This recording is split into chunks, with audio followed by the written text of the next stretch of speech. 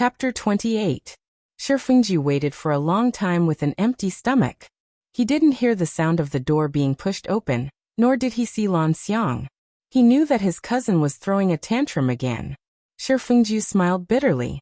His stomach was burning with hunger, and the dishes on the table were cold. He couldn't live like this. Forget it. If she didn't want to eat, she wouldn't die from hunger. Ever since he was born, he had lived a life of luxury. He had finally experienced the taste of hunger.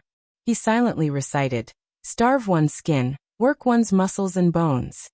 He took a book from the bookshelf and planned to read it to pass the time. He would return to Ning Garden later. Then he would ask Xingji to make him a midnight snack. Although he didn't eat midnight snacks in the past, he could eat it today. He was the master, wasn't he? He didn't expect to see a line of eye-catching words. Grenadier anchovies are brewed with honey wine and placed on a plate with clear sauce. Simmered with ham soup, bamboo shoot soup, and chicken soup. It's delicious beyond compare. He closed the book and looked at the cover. Shifengju could only feel the fire of hunger that he had been suppressing rising high. He subconsciously swallowed his saliva and angrily threw the book far away. He simply leaned back on the chair and closed his eyes to rest. After sitting for about half an hour, Shifengju felt that it was about time. He ordered Chang Huan to clean up the study and went to Ning Garden. Behind the dark pomegranate flowers, two graceful girls silently flashed out. They both looked at Shifengju, who was heading to Ning Garden. One of them was burning with jealousy, and the other was frightened. "You even asked me to come back and bring him food. Look, it's only been half an hour and he can't wait anymore. Meddlesome." Gu Fengzi coldly glared at Lan Xiang and snorted. Lan Xiang's lips moved, but she didn't dare to make a sound. She lowered her head even more. She also felt that she was meddlesome. "Let's go. Why are you still standing here?" Gu Fengzi angrily twisted the delicate flower in front of her and crushed it. Sangwan, this woman. She didn't believe that she couldn't deal with her. When Shifengju returned to Ning Garden, Sangwan was still awake. Although the godfather didn't say anything tonight, he already had an opinion in his heart. Naturally, she had to be more careful. Seeing that Shifengju had returned after a short while, Sangwan had a better idea of what was going on. She smiled and called out, "Dalong." She hurriedly went forward to serve him tea. "Just sit down and let the girl do it." Shifengju smiled apologetically when he saw her like this. Sangwan didn't insist. She sat down with a smile and watched Xingji and the others prepare tea in an orderly manner. Shifengju hesitantly stole a glance at Sangwan. Seeing that her eyes were bright and full of vigor, and that she had no intention of going back to her room to rest, he was in a dilemma. In the end, he couldn't resist the hunger in his stomach. He coughed and lightly ordered Xingji, "Tell the kitchen to make me a bowl of noodles for supper. Go." When Sangwan and Jita heard that, they looked at each other subconsciously. Both of their eyes were filled with surprise. How long has it been since the young master had dinner, and he's already having supper? Why are you still standing there like idiots? Hurry up and go. Sangwan glanced at Shifengju and saw signs of embarrassment on his face. She hurriedly glared at Xingji and smiled at Shifengju leisurely. "It's all my fault. If I knew that eldest young master would come back late, I would have asked the kitchen to cook later. It's indeed not good to eat it after a long time. Eldest young master has suffered. But the kitchen will turn off the stove when it's time, so the kitchen maids have to go home. How about?" Sangwan took the opportunity to smile and said, "When I go back to my mother tomorrow, why don't we open the small kitchen in Ning Garden? It's also convenient for eldest young master to eat in the future. You can cook at any time, so there's no need to worry about the big kitchen." Shifengju naturally didn't care about these small matters. He felt that it was good to hear, so he nodded and smiled. "Then let's do it like that. You can tell mother tomorrow." "Okay. Then I'll tell her tomorrow." Sangwan smiled and agreed. She was secretly happy. This was a pleasant surprise. Gu Fengzi caught her off guard. Who knew if she would tamper with the food in the kitchen? It was better to open a small kitchen under her nose. Otherwise, she wouldn't be able to reason with anyone. If she told Shifengju that Gu Fengzi was in the wrong, they wouldn't believe her, let alone make a decision for her. Shifengju saw the book Sangwan put aside, so he smiled and asked, "Hey, what book are you reading?" Sangwon could only close the book and shook the indigo cover in front of him. Records of the 10 continents and 3 islands in the sea. She smiled and said, "It's just to pass the time." Shifengji was slightly surprised and smiled. "I didn't expect you to like reading this." In the past, Emperor Wu of Han was obsessed with immortals, so he summoned Dongfang Shua and asked him about it. Later he recorded it in this book. Speaking of which, Dongfang Shua was forced by the emperor and had no choice but to fabricate it. People believed it and recorded it, but it was just a lie. Sangwon also didn't expect Shifengji to know about this book. Her eyes lit up and she smiled. Although it's fabricated, it's still interesting to read. Shun continent is between the East Sea and Choyin. It's 170,000 li from Penglai and 2,500 li from there.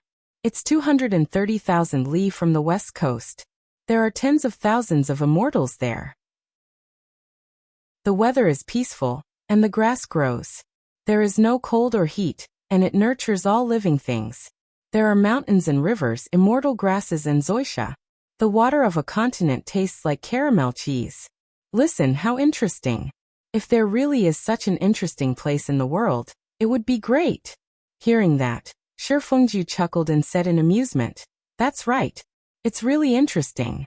Something like spring like wine, golden Ganoderma jade grass, grass of immortality, growing in the jade fields, or called spirit-nourishing Ganoderma. Its leaves are like wild leech sprouts, growing in clumps. One stalk can live a person. It's just too fake. Only those who are stupid from reading would believe this." Upon hearing that, Sangwon could not help but feel annoyed. She stared at Shifengji with a smile that did not look like a smile. She pouted and said angrily, "I don't know who's the silly one here. I just casually read it and said it. Some people say they don't believe it, but they keep every word in their heart and say it without thinking." Under the soft light, the young girl in front of him seemed to be angry, embarrassed, and angry. Her eyes were clear and bright, and under such a light, she looked especially innocent and pretty. Shifengji stared blankly at her for a moment, and a part of his heart seemed to be moved. Sangwon felt regretful and embarrassed as soon as she said this. She didn't seem to be familiar with him to the point where they could talk so casually. If she talked to him like that, wouldn't it be? The room was silent for a moment, and the air was filled with awkwardness. Cough. Shifengji covered his mouth with a fist and coughed lightly. He smiled embarrassedly and said, "Actually, my memory is not bad. Oh right, I still have Chronicles of the Tang Dynasty, A Brief History of Island Barbarians, Young Miscellany, Tokyo Dream Flower Records, and so on.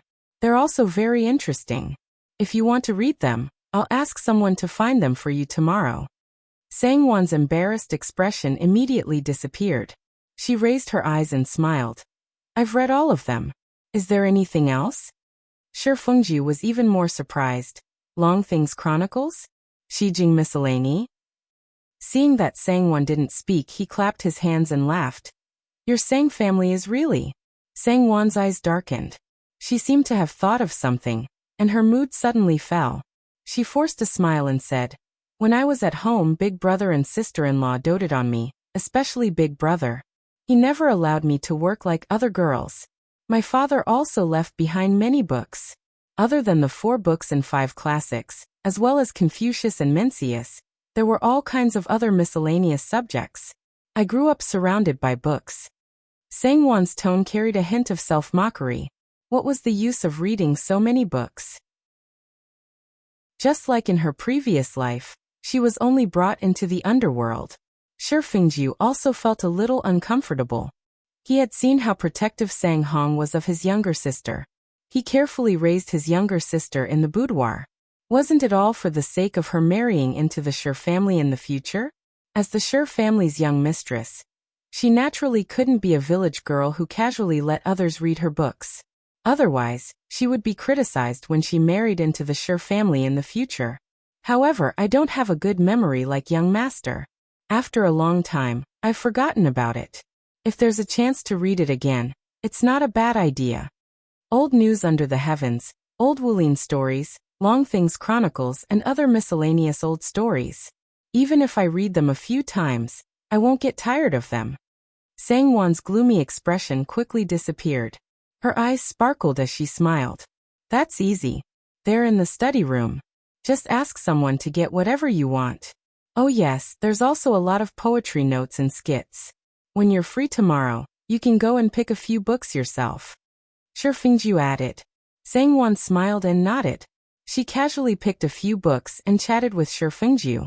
However, when it came to poetry, it was obvious that she wasn't as interested as the miscellaneous old stories. Coincidentally, Sure Fingju also liked to read geographical magazines when he was free. The two of them chatted back and forth, but the conversation was very lively. Sure Fingju couldn't help but laugh in his heart. There was a reason why he didn't like poetry. The reason was funny, but it was related to Sangwon. Previously, Wang was afraid that her future daughter-in-law, Sangwon, would be too talented and would suppress her son after marrying into the family.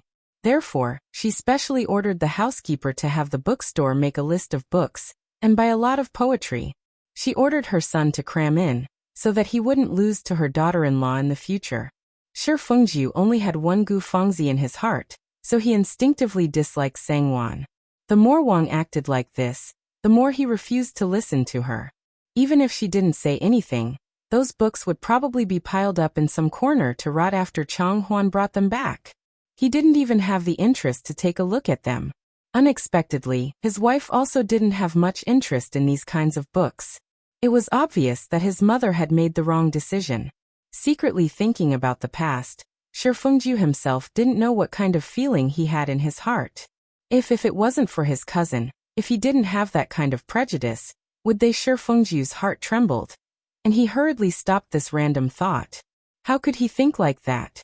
How could he forget how much his cousin had sacrificed for him, and how much she had willingly suffered for him? The two of them were talking animatedly when Sure Fengju's expression suddenly changed. Sangwon couldn't help but be puzzled. Her expression slightly froze, and she stopped talking.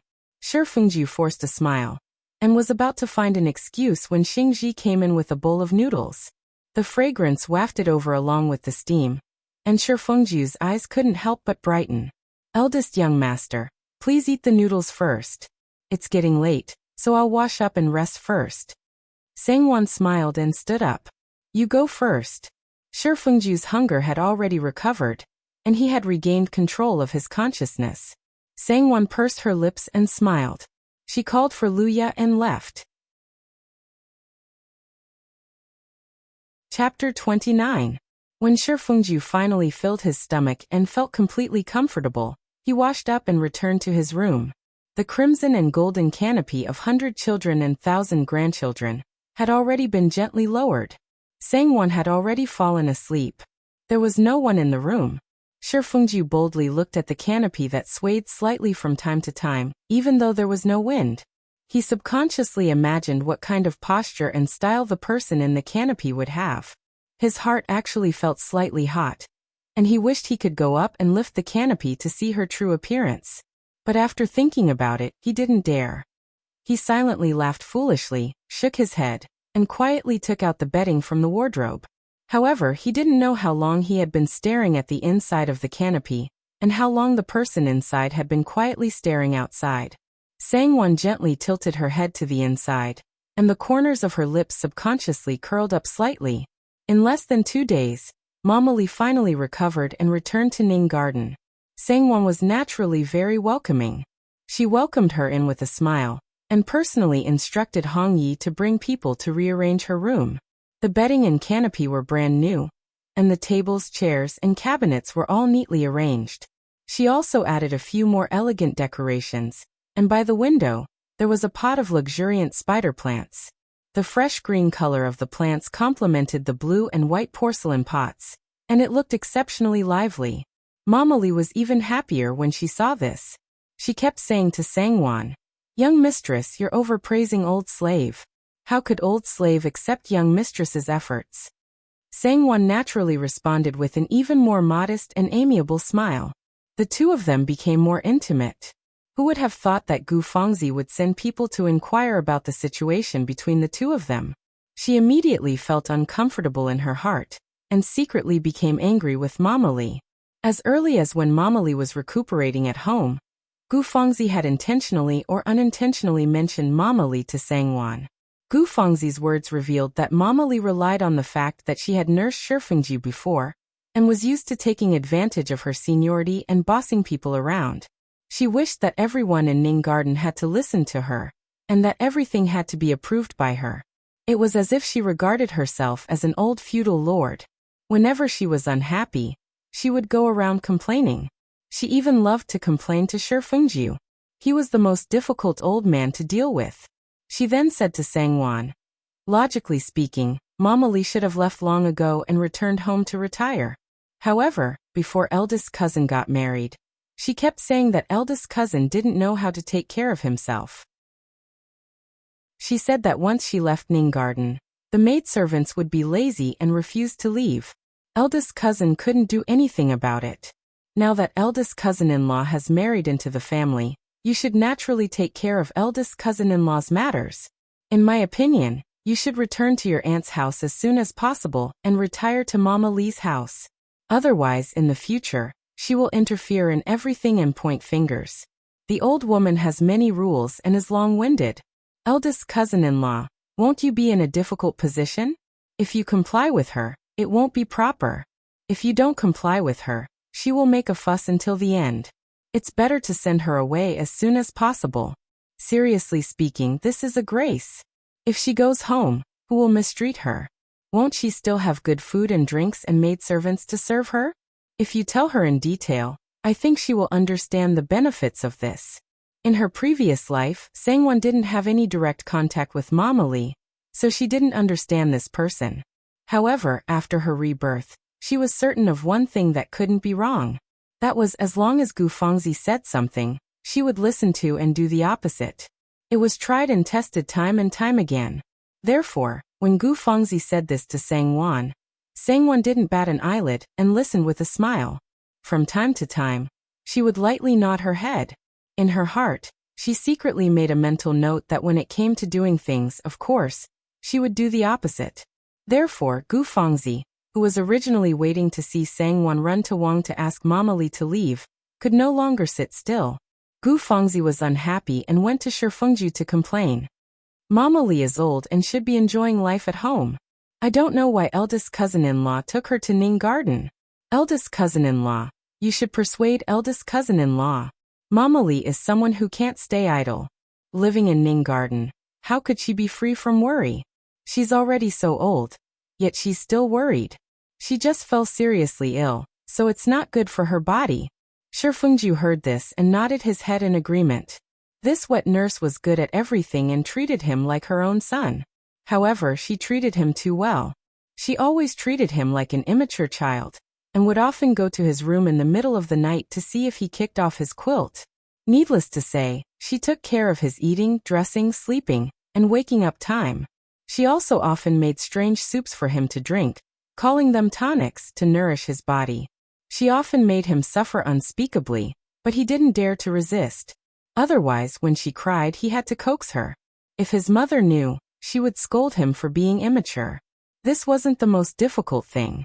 The most difficult thing was that the wet nurse and his cousin couldn't see eye to eye.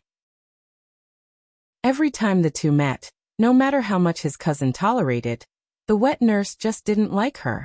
She dared to scold her in front of her for being hypocritical, pretentious, hypocritical, and so on. It was fine if the wet nurse said it herself, but she also had to agree with her words. She was sandwiched in the middle like a mouse in a bellows and had enough of it. It wasn't bad to let her go back and enjoy her old age comfortably. You're right. The wet nurse should go home and enjoy her life. However, Shifengju smiled at Gu Fangzi and said half-jokingly, "You and the wet nurse have always been at odds. Why are you speaking up for her? This isn't like your personality." She had always distinguished between kindness and hatred, and was straightforward and happy. Why would she speak up for the wet nurse? Although Gu Fangzi didn't dare to contradict Shifengju in front of Mama Li, she would always vent her anger on him and throw a tantrum. Shifengju would say all kinds of nice things, and try to please her in order to coax her. Gu Fangzi was also ruthless. Every time, she would reveal to Mama Li the process of how Shifengju tried to please her, and coax her to obey her. Mama Li was always so angry that she almost died, but there was nothing she could do. She felt sorry for Shi Fengju for being so submissive, but she also hated him for not living up to expectations and being played in the palm of a woman's hand. When Gu Fengzi heard Shi Fengju's question, she was instantly angry and annoyed. She glared at him with her long and narrow phoenix eyes and said angrily, "Not like my personality? Tell me, what kind of personality should I have? No matter what, she's your wet nurse. Do you think I can't distinguish between right and wrong? In your eyes, Gu Fengzi's eyes reddened and she felt so wrong that she almost cried. "I didn't mean anything else." Shi Fengju hurriedly comforted her. "I was just joking. Can't you tell? Just like you said, the wet nurse is my wet nurse. I know that you respect her as much as I do. Let's not talk about anything else. Just the fact that you've never contradicted her is enough." Gu Fengzi felt a little better in her heart. She glanced at Shi Fengju and faintly sighed. What kind of personality do I have? Whatever personality I have, I've worn it out for you. For you. What can't I change? What can't I change?" Shi Fengju's heart warmed. He gently sighed and patted her back. When they returned to Ning Garden, Shi Fengju really did find Sangwon to talk about Mama Li. Although he didn't say it explicitly, his words revealed that she shouldn't have brought Mama Li back. He said that Mama Li was old and shouldn't work so hard. She should stay at home and enjoy life. Sangwon couldn't help but feel a little angry. In this courtyard, all of you are great Buddhas. Which one of you has the final say in this matter? Is it up to me to decide whether or not the wet nurse comes back? Sangwon's anger only lasted for a moment before she quickly calmed down. She knew that she shouldn't blame Shi Fengju. If no one instigated it, Shi Fengju wouldn't have said such words. Even if he didn't want Mama Li to come back, he wouldn't blame her. He was still good. Although there was a hint of condemnation in his words, he didn't say it explicitly. He also didn't lose his temper at her or ask her to solve it. He just expressed his dissatisfaction. She was afraid that it was far from what a certain person had imagined. Before Sangwon could speak, Mama Li came in with a little maid. She looked at Shi Fengju with tears in her eyes and said, "Eldest young master wants to drive old slave away? Does eldest young master think that old slave is old and useless?" Wet nurse. Shi Fengju didn't expect that Mama Li would hear him. He hurriedly stood up and explained with a smile, "I didn't mean that. I'm just worried about your health. Isn't it good for you to stay at home and enjoy your life? Isn't it the same?" Mama Li picked up her handkerchief to wipe her tears and said, "Aren't you just saying it nicely? In the end, you still think that I'm old. It's my fault that I'm useless and talkative. How can I blame others for being annoying? Fine. I'll go now. This old woman has one foot in the grave. Can't she live anywhere? What else is there to miss?" After that, she ignored Shi Fengju's call and turned around to cry with the help of the maid. This was going to be lively. Sangwon and Shi Fengju looked at each other. Shi Fengju stamped his feet and said, "Aya," in annoyance. He lifted his feet and was about to rush out. If he really let the wet nurse leave like this, not only would he feel guilty, but his mother would also tear him apart. "Delang." Sangwon got up and called out to him. She caught up to him and grabbed his arm, saying, "Let me go. I'll go and persuade Mama first. You can go after she calms down." Shi Fengju met Sangwon's gentle gaze and nodded, saying, "Okay.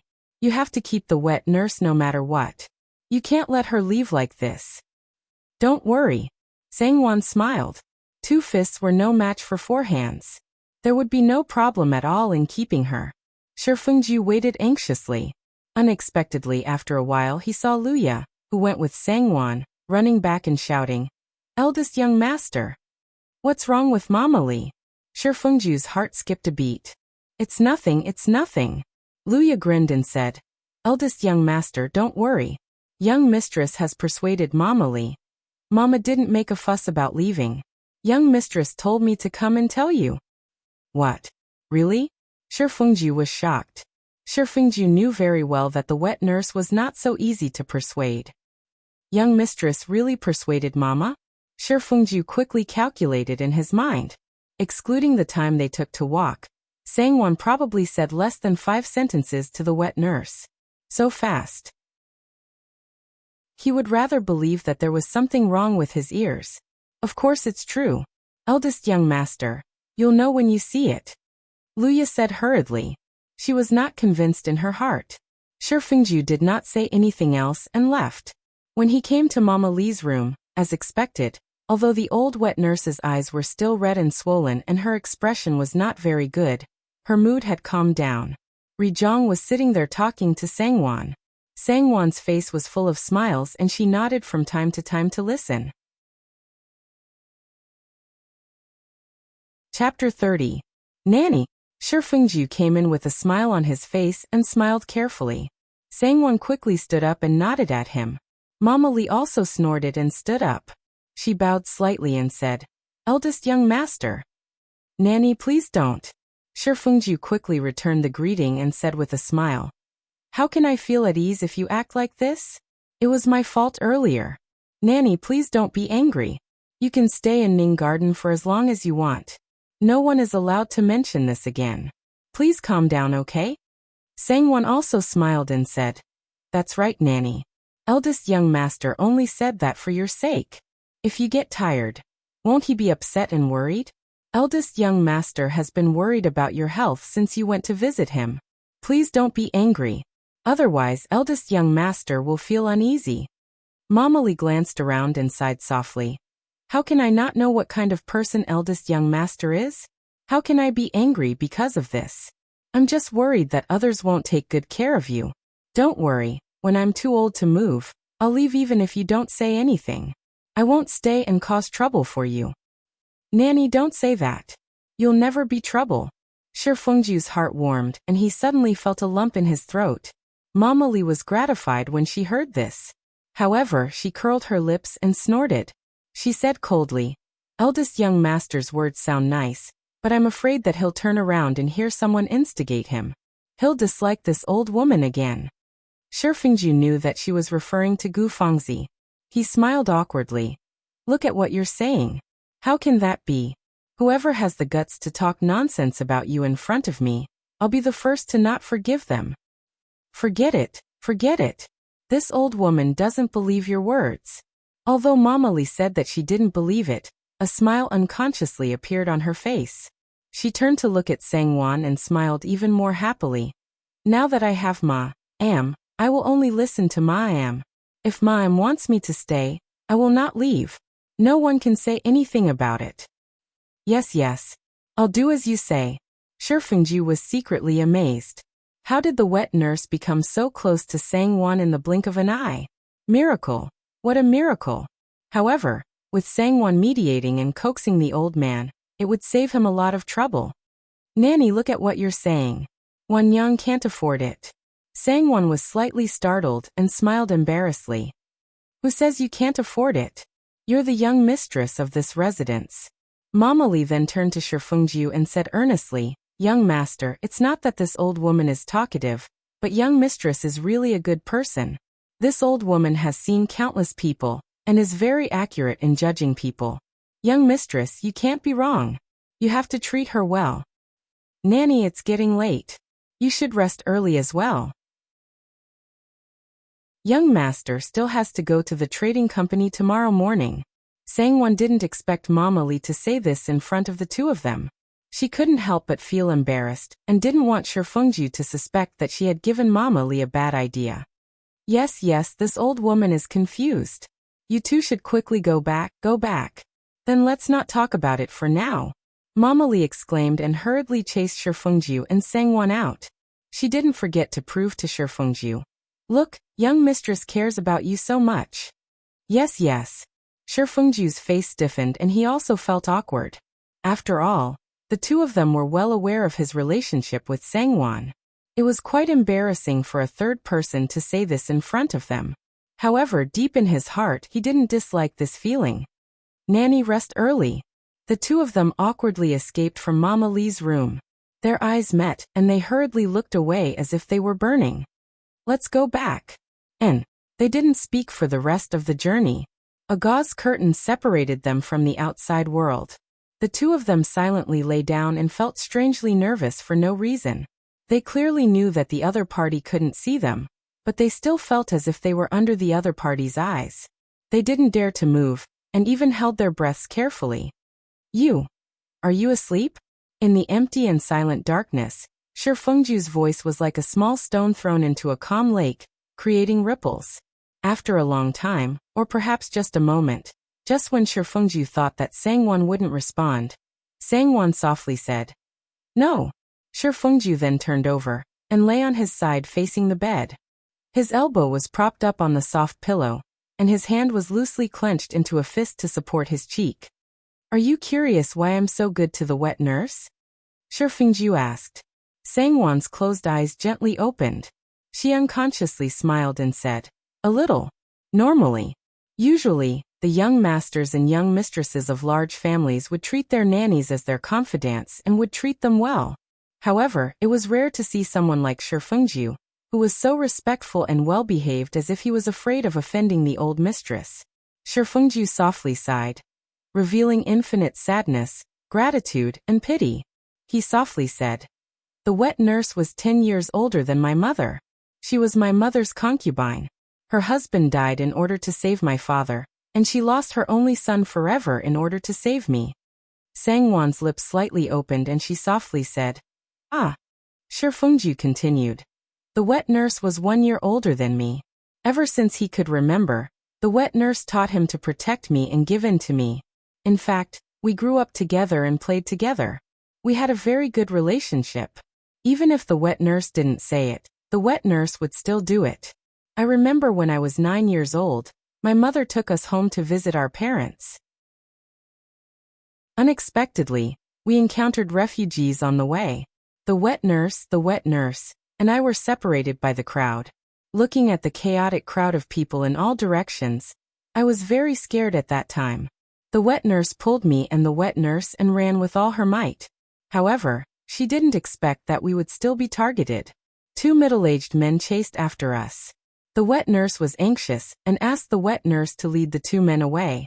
She took me to hide in the bushes." Shi Fengju bitterly smiled and said, "Later, after we returned home, we sent people to look for the wet nurse. Who would have thought that half a year later, we would only find a cold corpse?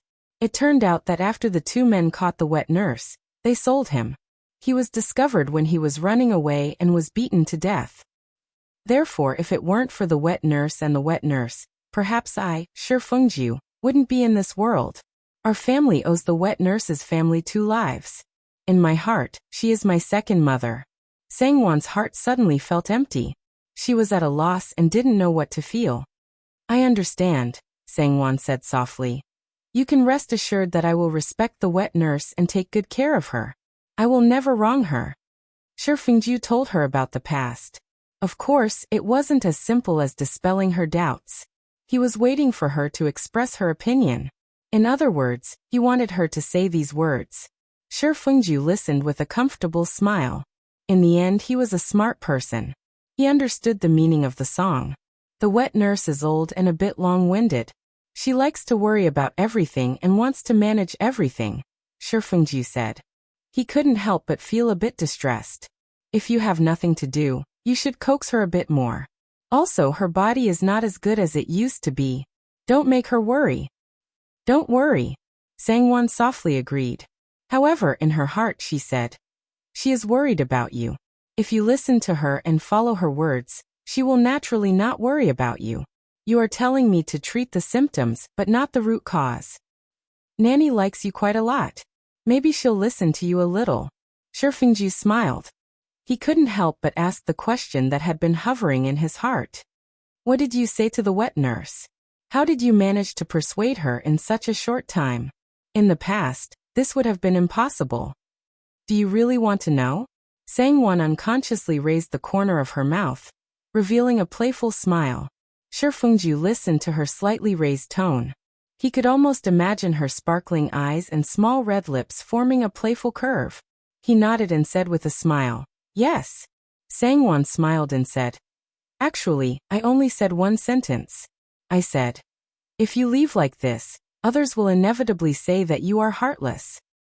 Just this sentence? Yes. Shifengju didn't speak. After a while, he sighed softly. His heart was filled with mixed feelings. After all, the wet nurse cared about him. No matter whether she used the right method or not, no matter whether she was long-winded or not, her heart was indeed on his side. She cared about him. Had he been too harsh on her? Actually, the wet nurse is really good. I don't know why, but I feel close to her when I see her. Sangwon said slowly. She just cares about you too much. A child wants to take care of himself, but his parents don't wait for him. What a sad and helpless thing that is. Shifengju's heart trembled. He didn't speak for a while, but his mind drifted far away. Thank you, Shifengju said in a low voice. He turned over and closed his eyes to sleep. You are welcome. We are husband and wife. Sangwon also closed her eyes and said softly in her heart. The next day, when Sangwon went to greet Wang, Mama Lee also accompanied her. She had been away for a long time. Since she came back, she naturally wanted to see Wang and have a chat. After hearing Shifengju's words last night, Sangwon became more careful and respectful of Mama Lee. At the same time, she secretly reminded Luya. From then on, there was one more great god that was above the master and servants' heads. However, she actually quite liked this one. When they came to the main courtyard, Wang's eyes immediately lit up when she saw Mama Lee. She hurriedly waved at her and said with a smile, Elder sister, are you feeling better? Quick, sit down. Let's have a good talk. Mama Lee called out, Miss. She smiled and said she didn't dare to accept, but the clever little girls had already pulled her to sit down. After Sangwon gave her greetings, she stood behind Wang Shi to serve her, and kept her head down. Listening to Wang and Mama Lee chatting casually, Sangwon knew that Shifengju was not exaggerating. Mama Lee was indeed a special existence in the Shi family. I can't deny it when I'm old. Mama Lee sighed regretfully. She looked at Sangwon and smiled at Wang. I actually missed such a big happy event like young master's marriage, she said with a sigh of pity. Wang smiled and said, Hi, there's nothing to pity. Didn't you see it now? Take care. When Wan Yang gives birth, you have to be there. You can't be absent anymore.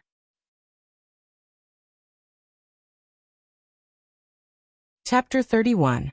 Of course. For the sake of little young master, my old bones will have to take it easy. When little young master is born in the future, I still want to do my best. Mama Lee's eyes lit up, and she immediately became spirited. That's great. I'm just afraid that you'll be tired. Wang laughed and looked at her. I won't. Mama Lee waved her hand. Sangwon's face immediately turned red after hearing their words. She lowered her eyes and did not dare to raise her head.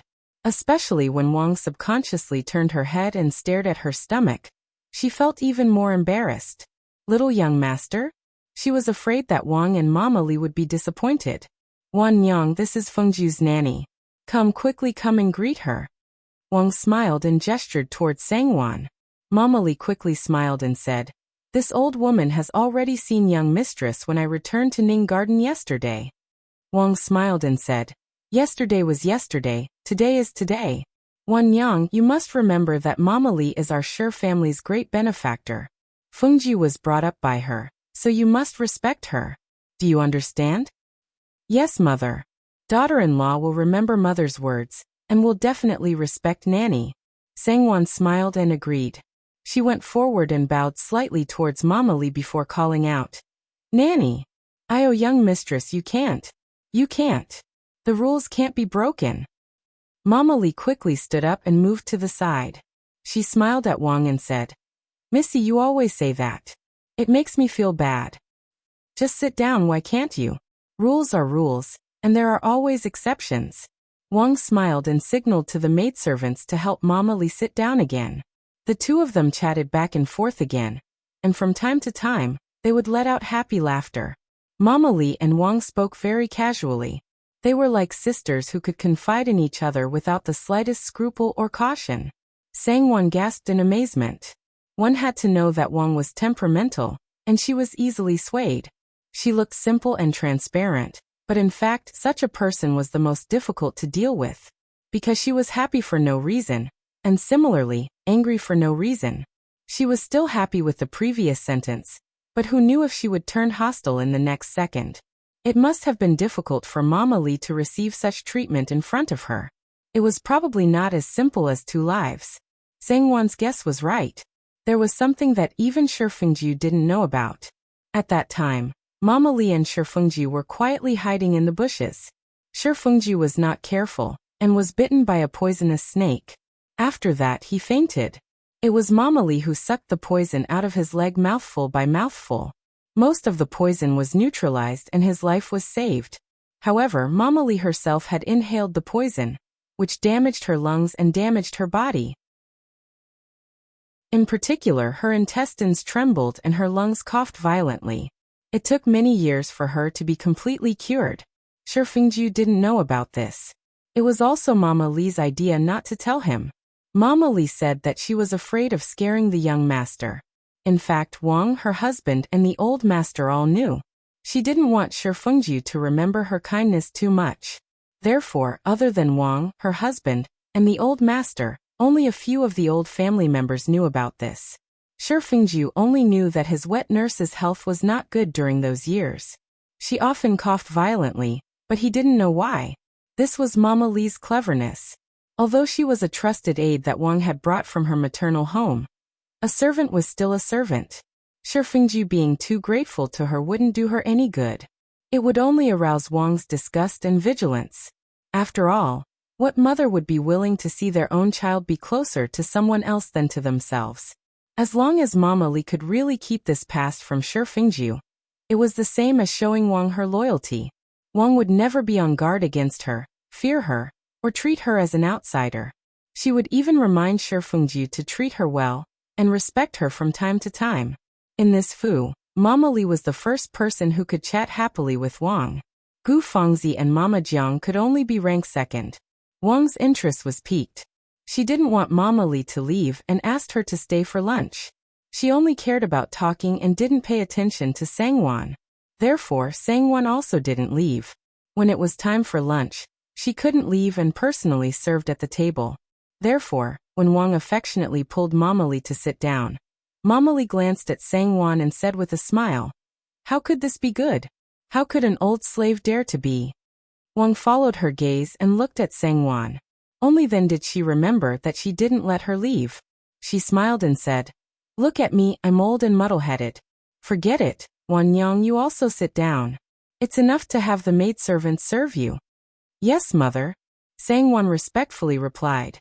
Mama Lee smiled and said, "Young mistress is truly filial and polite. Young master is blessed and young mistress is also blessed. It must be said that the old master's eyesight is really good. Isn't that so?" Wang couldn't help but smile and nodded, saying, "Wan Yang's temperament is really good. It's just that she's too polite. There's no need to pay attention to so much formality when living in one's own family." Mama Lee glanced at Sangwon and smiled at Wang, saying, "Old slave just said that young mistress is blessed. It seems that old slave was wrong. It's young mistress who is blessed. Which family's mother-in-law is as tolerant and magnanimous as young mistress, and loves her daughter-in-law?" When everyone heard this, they all laughed. Thus they all sat down to eat together affectionately. Sangwon was full of admiration. She was originally a bit worried that Mama Lee would praise her in front of Wang. Mama Lee often praised her in front of Shifengju, so it wouldn't be good if Wang was disgusted. Who would have thought that Mama Lee was simply a shrewd person? When she spoke, she didn't bat an eyelid and didn't leave a trace, but it made people unconsciously listen to her. After eating lunch, they sat for a while before Mama Lee and Sangwon left together. One couldn't help but remind Sangwon again to treat Mama Lee well, and not to neglect her. Sangwon respectfully agreed to each one. As soon as Sangwon and Mama Lee left, Gu Fangzi entered the main courtyard. She was carrying a plate of bright yellow loquats in her hands, smiling as she walked in. This was the fresh fruit that had just been offered by the farmstead. Wang saw that the color was bright and lovely, and smelled a faint fragrance that entered her nose. She couldn't help but taste too. The flesh was delicious and juicy, and it was very sweet in the mouth. Wang smiled and praised, "Not bad." Then she said to Gu Fangzi, "Did you send some to Ning Garden? This year's loquats are quite sweet and not sour at all." I think Mama Lee also likes them. Send some more. Gu Fengzi smiled and agreed. The farmstead just sent some. I picked a plate for you to try first, and then I'll have people distribute them one by one. She smiled intentionally and said, When I came over just now, I saw Mama Lee and cousin-in-law from afar. Did they go back from Aunt's place? Wang smiled comfortably. That's right. Mama Lee returned to Ning Garden yesterday, and specially came to pay her respects today. I asked her to stay to talk for a while, and then I asked them to stay to eat.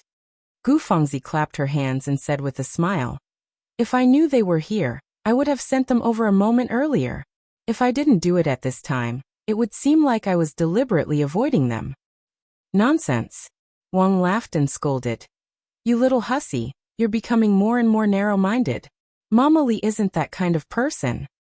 Of course Mama Lee isn't, Gu Fengzi hurriedly said with a smile. But cousin-in-law is a new daughter-in-law, and I'm the one in charge of the household. Good child, don't worry. Wang saw her careful and worried expression, and couldn't help but hold her hand. She gently comforted. Aunt is here. Aunt understands. I just know that you love me the most, Aunt. Gu Fengzi revealed a comfortable smile and hurriedly said, Actually, I'm thinking too much. With cousin-in-law's good temper and magnanimity, how could she think this way? You know that Mama Lee's temper has always been a bit strange. I saw cousin-in-law walking with her so intimately. Even cousin-in-law treats Mama Lee so well. So she naturally treats me well too. Wang heard this and frowned slightly. A faint shadow floated in her heart for no reason, but she scolded Gu Fengzi with a smile. Don't talk nonsense. Mama Lee is an old person in the Fu, and she's also your cousin-in-law's wet nurse. Don't be rude. Yes, yes. Gu Fengzi smiled and agreed. Then she joked. Really, Mama Lee must have burned incense in some lifetime to be treated like this by aunt and cousin-in-law. Now that she has cousin-in-law backing her up, how could I dare to provoke her? Wan Yang and Mama Lee get along well? Wang couldn't help but ask. Yes, Gu Fengzi said with a smile. Maybe this is fate. Cousin-in-law and Mama Lee are fated. The two of them are talking and laughing, and cousin-in-law even helped Mama Lee walk. Wang's heart was a bit sour. Sang-Wan was her daughter-in-law. The person who should be close to her was her, right? Thinking about how close she and Mama Lee were in private, Wang couldn't say why, but she felt a little uncomfortable.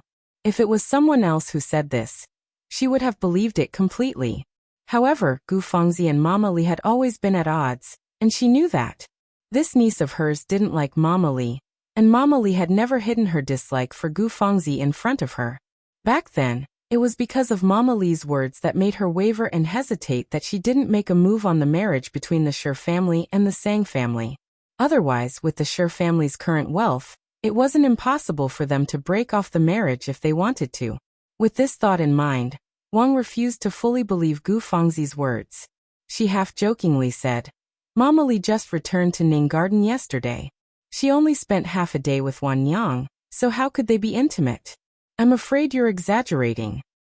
There's a basis for this. How am I exaggerating? Gu Fengzi pretended to be wronged and said, Aunt Wang might not know, but Mama Lee got very angry for some reason last night. She threw a tantrum and wanted to leave Ning Garden. No matter how big cousin persuaded her, he couldn't persuade her. Guess what happened in the end? I heard that cousin-in-law managed to persuade Mama Lee with just a few words. Everyone in Ning Garden knows about this. There was such a thing? Wang was astonished and hurriedly asked, Do you know what happened? Gu Fengzi shook her head. I only vaguely heard the gist of it. I don't know what exactly happened. Wang said angrily, Fengju is really mischievous. Gu Fengzi froze and her eyes widened in astonishment. Chapter 32. Only to hear Wang continue, he's already an adult, yet he still doesn't know his place. Needless to say, he must have done something he shouldn't have done to make Mama Lee angry.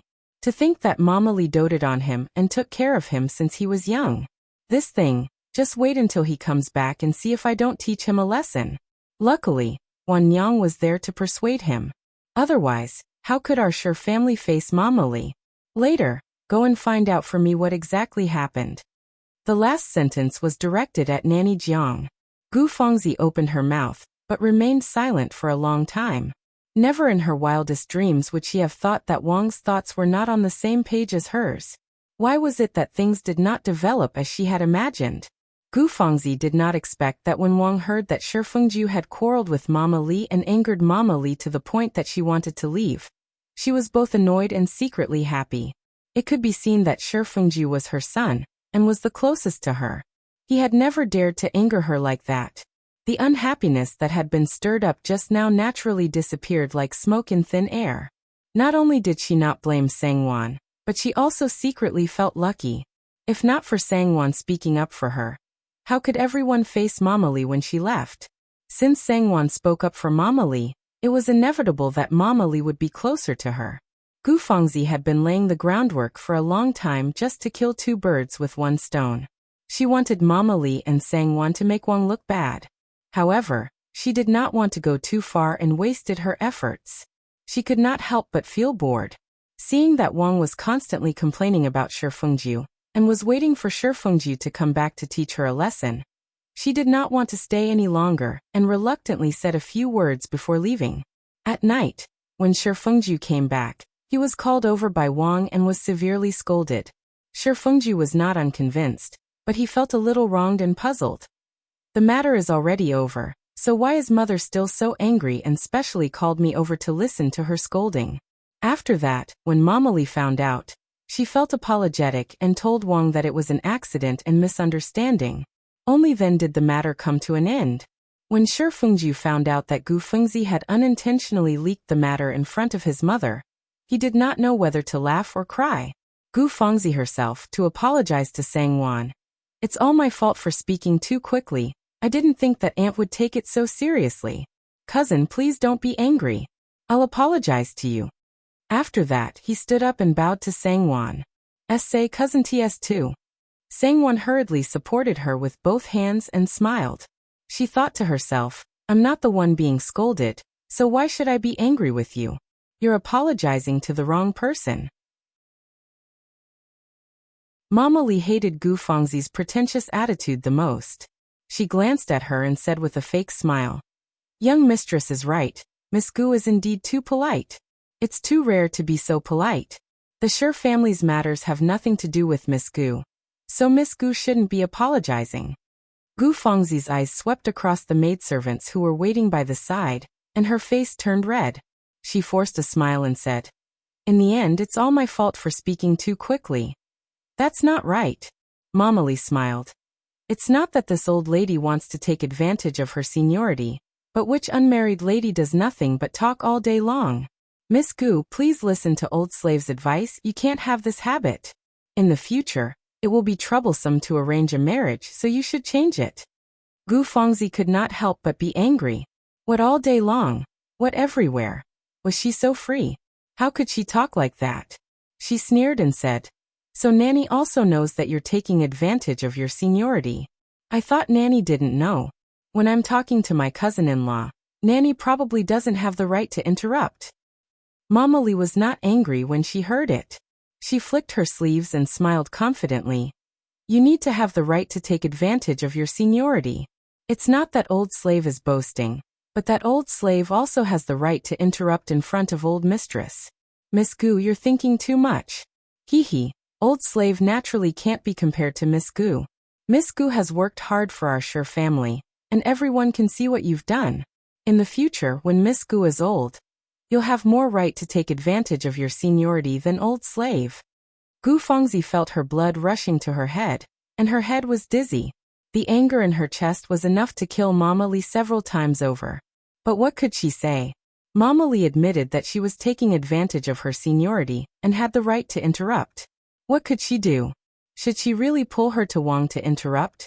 Or should she call a few strong women in to beat her up to vent her anger? In this household, there was no one who dared to do so, not even Wang. Because Mama Li's husband and son died to save the Shi family's young master. If the Shi family did not treat her well, it would be seen as unkind in the eyes of outsiders, but in the eyes of the servants, it would be seen as ungrateful. Gu Fengzi's body trembled slightly and her lips trembled, but she could not say a word.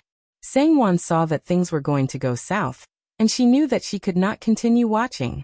Otherwise, Gu Fangzi would be embarrassed and cry, and it would appear that she and Mama Li were bullying her. Thus she quickly smiled and said, "Nanny, you've misunderstood cousin.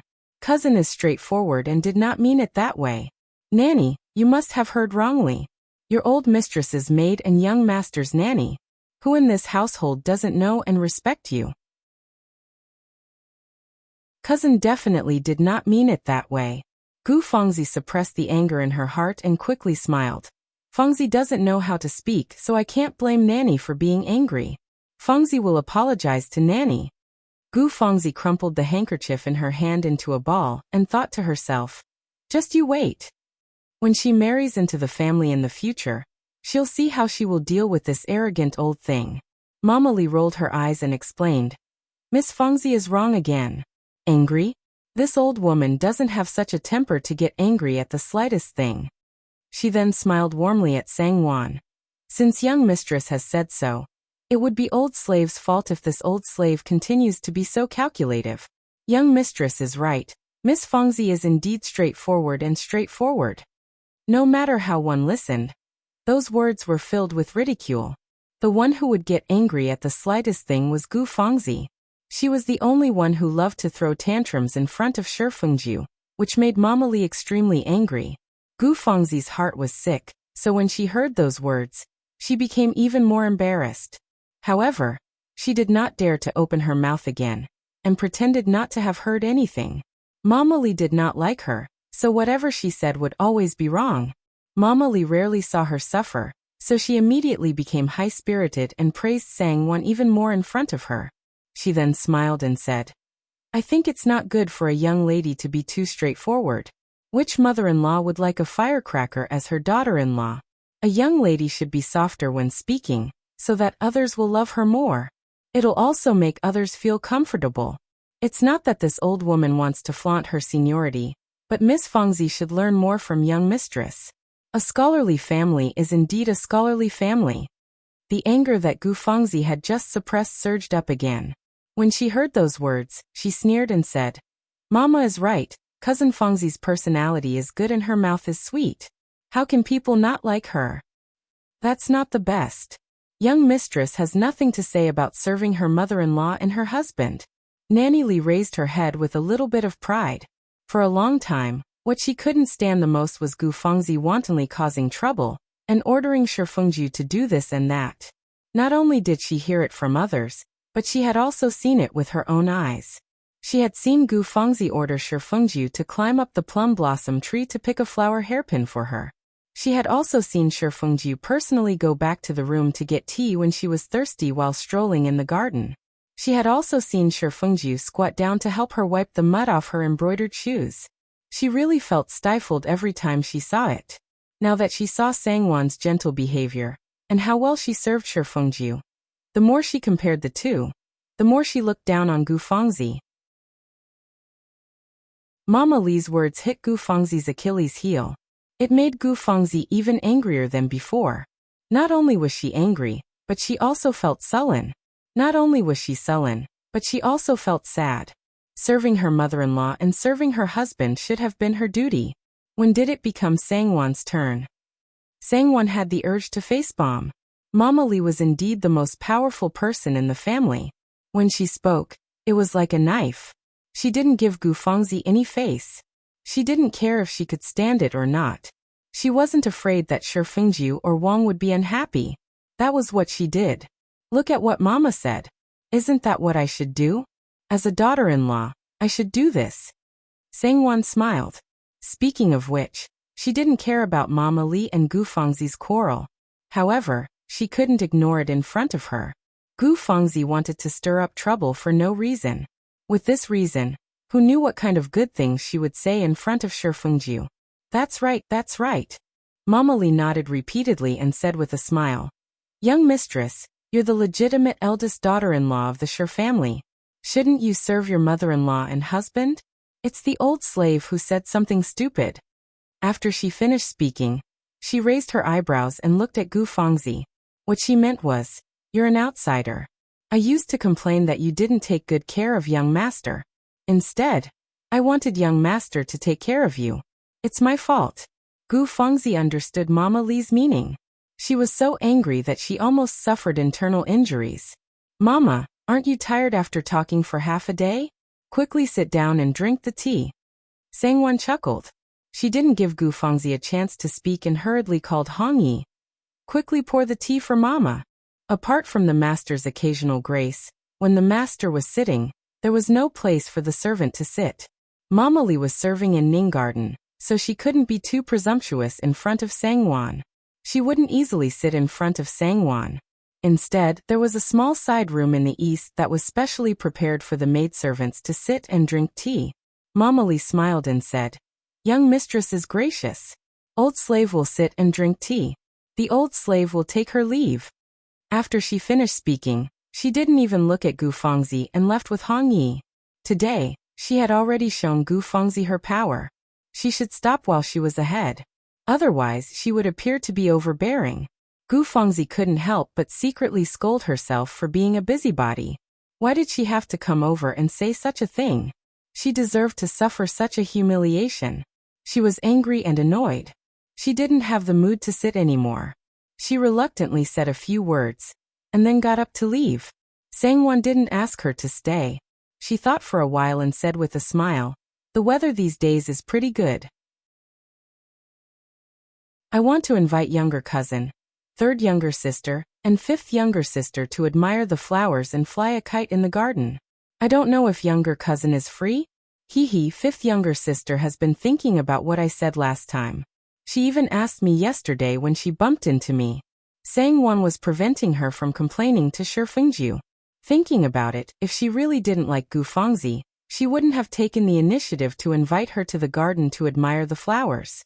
Since she asked her to go sightseeing, it was obvious that she wanted to be close to her. Even if she wanted to complain, she should take it easy.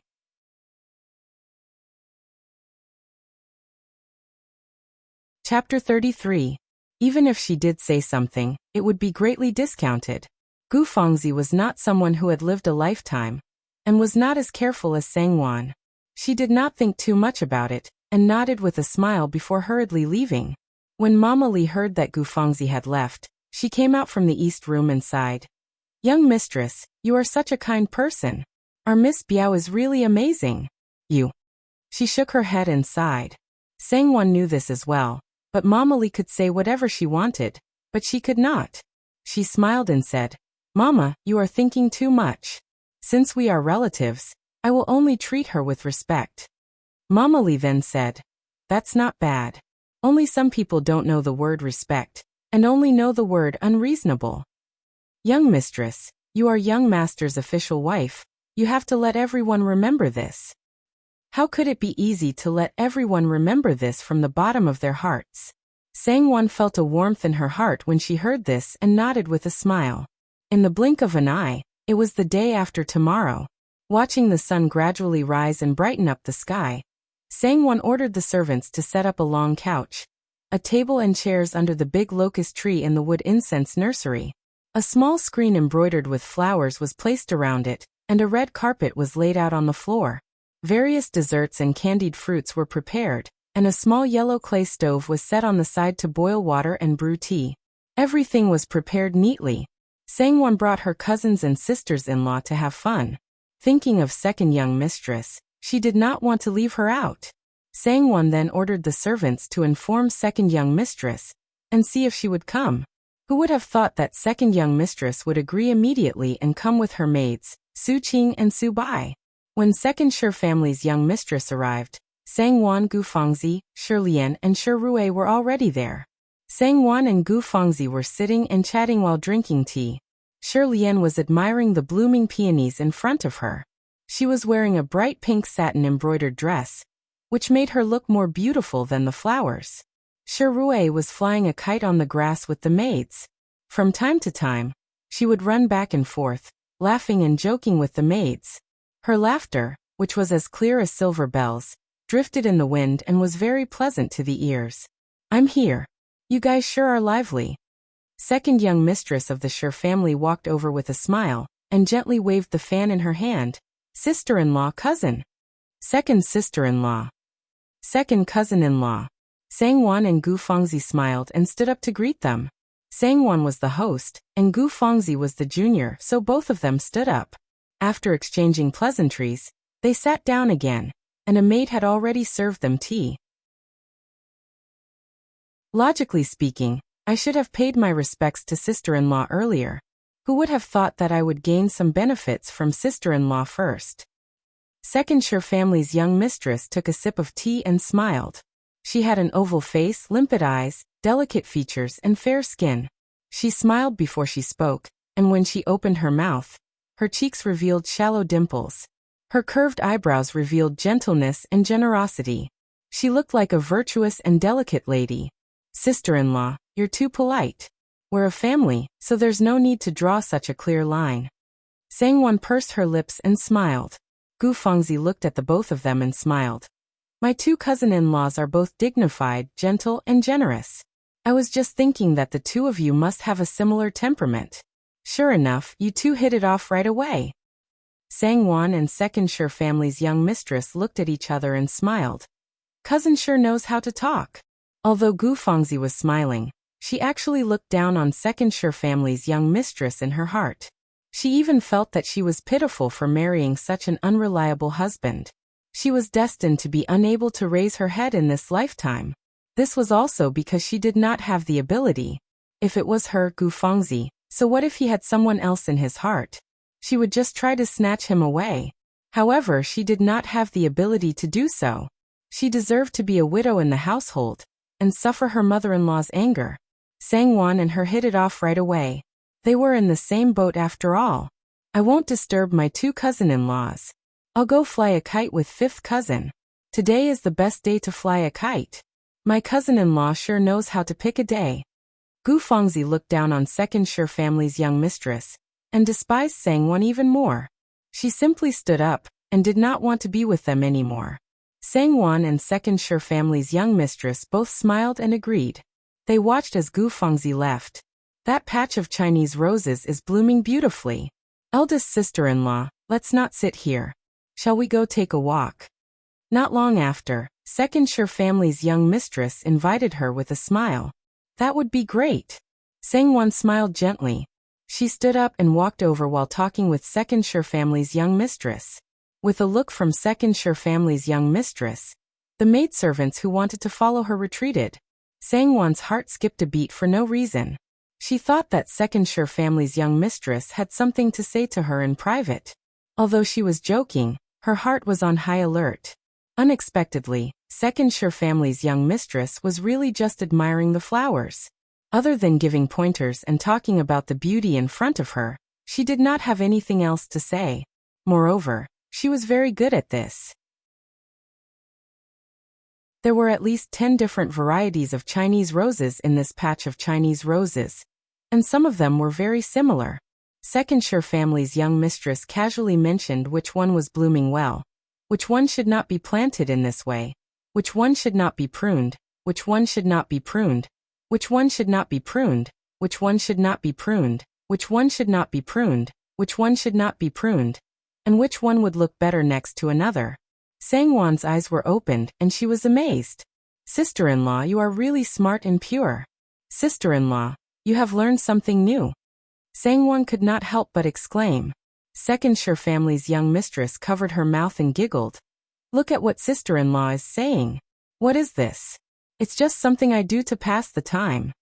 Second Sher family's young mistress's eyes dimmed. That flash of loneliness did not escape Sangwon's eyes. Sangwon could not help but feel her heart soften. Both of them were so similar. They had no choice but to marry, and the husbands they married were madly in love with another woman. However, in Sangwon's eyes, Second Sher family's young mistress was much luckier than her. Even though Second young master Sher eloped with that brothel girl, a brothel girl was still a brothel girl. Sooner or later, Second Sher family's young mistress would have to return home. Even though Second Sher family's young mistress was lonely now, there was still hope. What about her? Her husband's beloved woman was right in front of him. She had status and affection. Not to mention the future, she did not even dare to think about what would happen in a year's time. To be able to be so exquisite, you must have put your heart into it. If you don't like it, how can you have the heart? It's good to have a hobby to pass the time. I can see that sister-in-law is an open-minded person. Sangwon smiled.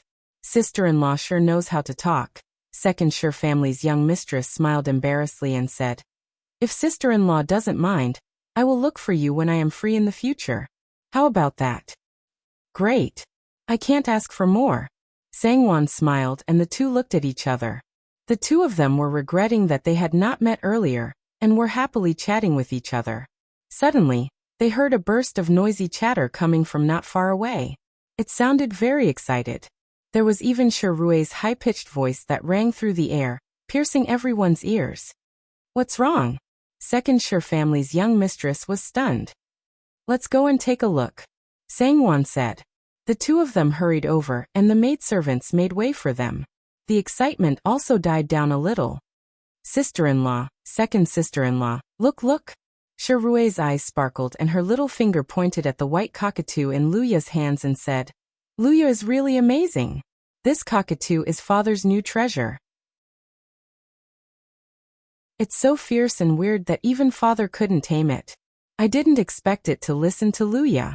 Second Sure family's young mistress was startled and laughed. It really is.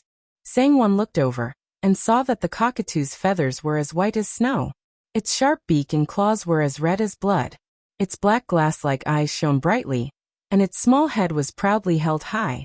It had a disdainful attitude, but it obediently allowed Luya to stroke its feathers. Second Sure family's young mistress smiled and said, Sister-in-law, you may not know, but this white cockatoo was obtained by father-in-law a few days ago. I heard that such a pure white cockatoo is hard to come by and costs more than 300 silvers. It's beautiful and smart, able to learn anything with just one look. It's just that she's too smart. She doesn't give in to anyone and doesn't listen to anyone. Yesterday, she even pecked her father-in-law's hand and injured it. I don't know why it came here today. Sangwon felt dizzy and almost lost her balance. There was an ominous premonition in her heart. She glared at Luya and said, Why are you still holding on to it? Xingji, quickly bring it to second old master. Yes, young mistress. Luya agreed, and was about to pass the cockatoo to Xingji. Unexpectedly, the cockatoo immediately flapped its wings and stared at Xingji and screeched, Go away! Go away! Don't touch me! Don't touch me! Everyone burst into laughter. Luya hurriedly pursed her lips and whispered something to the parrot. She gently stroked its feathers with one hand and calmed it down. Young mistress, why don't this servant bring it to second old master? Luya said with a smile. Rui curiously smiled and asked, Luya, why does this cockatoo listen to you? How did you do it? Luya smiled proudly. She was born into a family of hunters and taming birds was a skill that she had practiced for generations. Luya was about to speak when Sangwon suddenly said, It's just a coincidence. What does she know? All right, let's send them back quickly. Jita will go with them. Go. Although Luya didn't know why young mistress didn't allow her to say anything, she knew that young mistress wouldn't harm her. She smiled and stopped talking and left with Xingji. Before the two of them left, they saw a few maidservants shouting, Xiaobai! Xiaobai! And Xiaobai, where are you? They were probably sent by the second Lord Shi to look for the white cockatoo.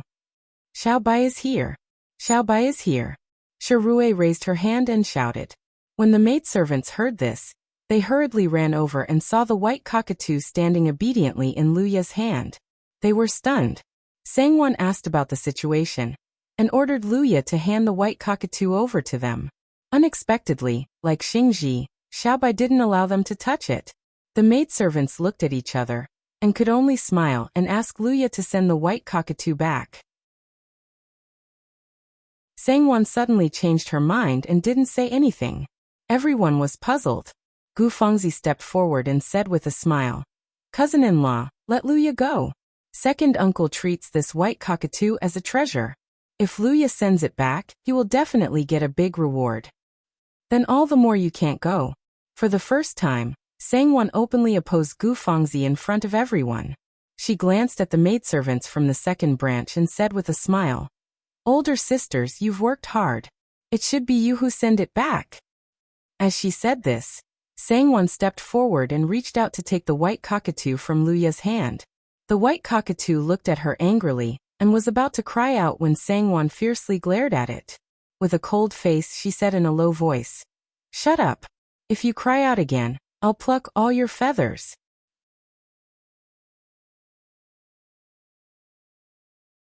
Chapter 34. The white cockatoo was shocked and immediately shut its beak. It glared at Sangwon with hatred and lowered its head, not daring to move an inch. Under everyone's gaze, Sangwon grabbed the white cockatoo with both hands and casually stuffed it into the hands of one of the maidservants. "Go back and report. Take it."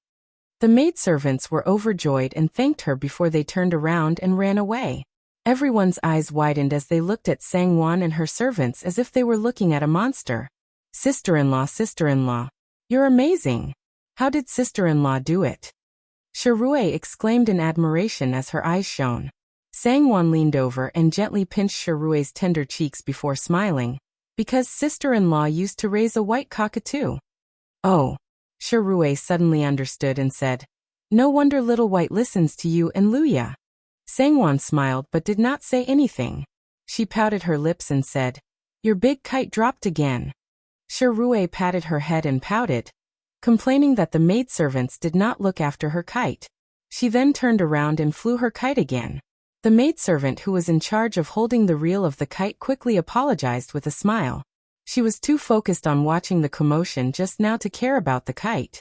Sangwon's mind seemed to be a little restless. When Second Shur family's young mistress spoke to her, she would occasionally be distracted. Second Shur family's young mistress thought that she was tired and sat for a while longer before leaving with a smile. When Shirlian saw that Second Shur family's young mistress had left, she also took her leave. Thus, everyone simply dispersed. Before they left, Sangwon did not notice that Gu Fengzi's eyes flashed meaningfully and the corners of her lips curled up strangely. When Shifengji returned at night, he jokingly asked Sangwon, "Ai, how did you subdue that white cockatoo?" Sangwon knew that she could only fool the maids during the day, but she couldn't fool Shifengji. Firstly, a white cockatoo was very expensive and rare. Even if one had the money, they might not be able to buy it. Sangwon's family's financial situation did not allow her to raise such a cockatoo. Secondly, with Sangwon's temperament, even when she was at home, she had to take care of her sister-in-law's mood, not to mention raising such a noble and delicate white cockatoo. Sangwon was feeling uncomfortable because of this. She glared at Shifengji and said coldly, "How would I know? I was just scaring it." Shifengji's interest was piqued. He couldn't help but move closer to her and ask with a smile, "That's strange. How did you get scared?" Sangwon tilted her head and glared at Shifengji. She said indifferently, "I said if it doesn't behave, I'll pluck all of its feathers." Shifengji stared blankly for a moment, then fell on the couch and burst into laughter. Xingji and the others were startled. They hurriedly opened the curtain and came in. Shifengji waved his hand to signal them to leave. He laughed intermittently and said, "So, that's how it is. I said you're really something. No wonder second uncle can't do anything to it. Second uncle can't bear to say that. Ha ha ha ha." Shifengji looked at Sangwon's quiet and gentle face. He thought of her gentle and amiable behavior, and imagined her expression when she said those words. He laughed even more chaotically. It took him a lot of effort to hold back. He sighed and shook his head. He said seriously, "That's strange. It can actually understand. Oh, no wonder it said that it's smarter than others. It's true." After saying that, he couldn't stop laughing. Shifengji laughed until his stomach hurt. When he looked up, he found that Sangwon's expression wasn't right. Her eyebrows were slightly knitted, her lips were slightly pursed, and her eyes were dim and gloomy. "What's wrong with you?" Shifengji's heart suddenly sank. He hurriedly sat up and asked with concern, "It's nothing." Sangwon turned her head and quickly wiped her eyes with a handkerchief. "Wanyang, what's wrong?" Shifengji couldn't help but hold her arm. "Wanyang. It's nothing." Sangwon forced a smile. She looked up and said, "It's really nothing. I just suddenly thought of something else. It's useless to tell you. Forget it, it's nothing. It's really nothing." Shi Fengju saw that she wasn't willing to talk about it, and did not ask further. He let go of her and smiled. It's good that you're fine. If there's anything else, just tell me. I'll handle it. When Sangwon heard him say, I'll handle it, instead of I'll help you decide, she felt a little disappointed. But then again, compared to her previous life, it was already harder for him to say something like that. She kept her disappointment and nodded with a smile. N. Shi Fengju thought for a while and smiled. Do you like white cockatoos? Why don't I buy one for you? You. Sangwon was instantly speechless and glared at him. The two of them couldn't help but laugh. 2 days later, second young mistress suddenly sent someone to invite her to show garden. Sangwon couldn't refuse and went with Hong Yi. Second young mistress personally came out to welcome her, and walked in hand with a warm smile. I had nothing to do, so I made some pastries and specially invited you over to try it. If it's not good, please don't blame me. Second young mistress smiled. Why would I? Sister-in-law, you're really skillful with your hands. Sangwon smiled and looked at the golden rectangular pastries that were served on a white porcelain plate. Each of them was about 2 inches long and looked very delicate and cute. The rich sweet aroma along with the heat wafted into her nose. Second young mistress smiled and invited her over. Sangwon picked up the small chopsticks on the side of the silver bag and tasted a piece. She nodded and praised. It's crispy on the outside and tender on the inside. It's sweet but not greasy. There's a hint of sourness amidst the sweetness. What's rare is that the control of the heat is just right. There's no burnt smell at all. This is truly amazing. Fried milk cakes were made from fermented fresh milk. The condensed cheese was carefully cut into small pieces and covered with a thin layer of flour before being fried in a pan of oil. Cheese was a common food of the grassland people, but it was rarely seen in the south. Unexpectedly, Sangwon recognized it. Second young mistress was surprised and smiled. So you've eaten it before? I thought I was the only one who knew about it. Looks like I'm showing off in front of an expert. Sangwon shook her head and smiled. I've seen it in books, but I've never eaten it before. Sister-in-law's culinary skills are really good. Second young mistress giggled. Sister-in-law's comments are clear and logical. You sound like an expert, so your culinary skills must be good too. Sister-in-law, when are you going to teach me? Sangwon did not decline and nodded with a smile. If I don't do it well, don't laugh at me. Before she got married, she had learned all kinds of dishes, pastries, porridge and soups. She had also studied many books on the subject, and the things she made were not bad. How can that be? I was still hoping that sister-in-law could teach me. Second young mistress said, and the two looked at each other and smiled. After sitting for a while, Sangwon smiled and bid farewell.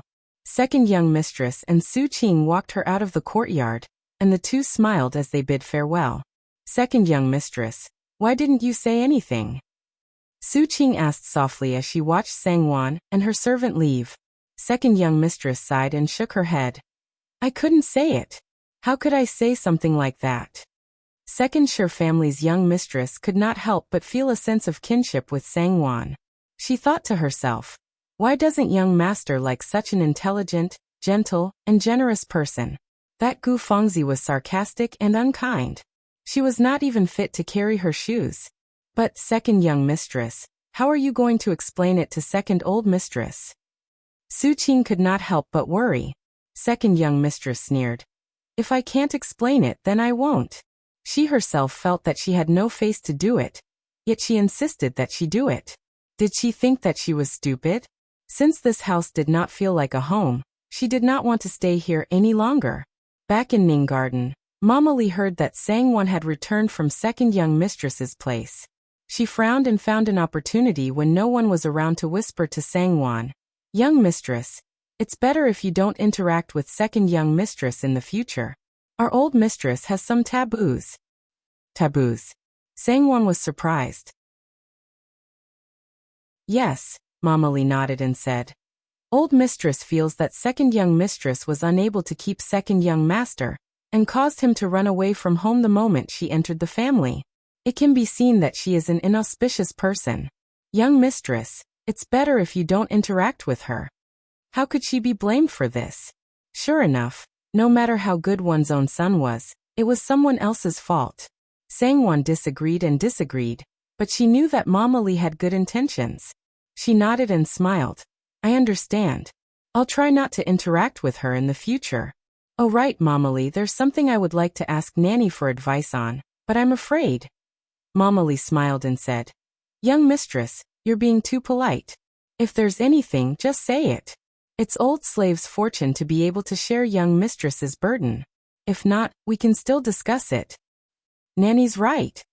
Sangwon smiled and said seriously, when I went to second young mistress's place today, I felt that she seemed to have something to say to me, but she didn't say it in the end, so I didn't ask. It's just that in my heart. Before Sangwon could finish speaking, Mama Lee clapped her hands and said, I knew it. Second young mistress usually lives in seclusion and doesn't interact much with others. Why would she suddenly invite you over? It seems that there's something going on. Young mistress, don't be anxious. Old slave will send someone to ask around. Then I'll have to trouble Nanny. Sangwon immediately relaxed. With Mama Lee's status and age in the Fu, it was easy for her to ask around. Mama Lee was indeed swift and decisive. That night, she brought news to Sangwon. It's really hard to say. Mama Lee's expression was ugly and angry. I don't know where second master heard that girl Luya knows how to tame that white cockatoo, so he asked second madam to ask young mistress to bring Luya over. He also said that he wouldn't treat Luya unfairly. For young mistress's sake, once she goes over, she'll be a concubine. Second madam didn't know how to ask, so she asked second young mistress to tell you. Today, second young mistress must have asked you to go over because of this. Presumably, she also didn't know how to ask, so she didn't say anything. When Sangwon heard this, she felt as if she had fallen into an ice cave and was soaked in cold. Finally, it still came. She still remembered that in her previous life, second Lord Sher was drunk in the garden. Luya happened to pass by, and he forcefully pulled Luya away. After that, Luya couldn't stop crying. But what was done could not be undone. She had no choice but to leave her and go to second Lord Sher's side. However, second Lord Sher was only interested in Luya on a whim. How could he have taken a liking to her? As an uncle, forcefully pulling his niece-in-law's maidservant away was not something to be proud of. Second old mistress sure couldn't take it anymore and poured dirty water on Luya, saying that she was a shameless vixen who seduced her master. She even blamed Sangwon for not properly disciplining her own maidservant. Because of this, Sangwon was severely punished by her mother-in-law, Wang. She was punished to kneel for an entire night and grounded for 3 months.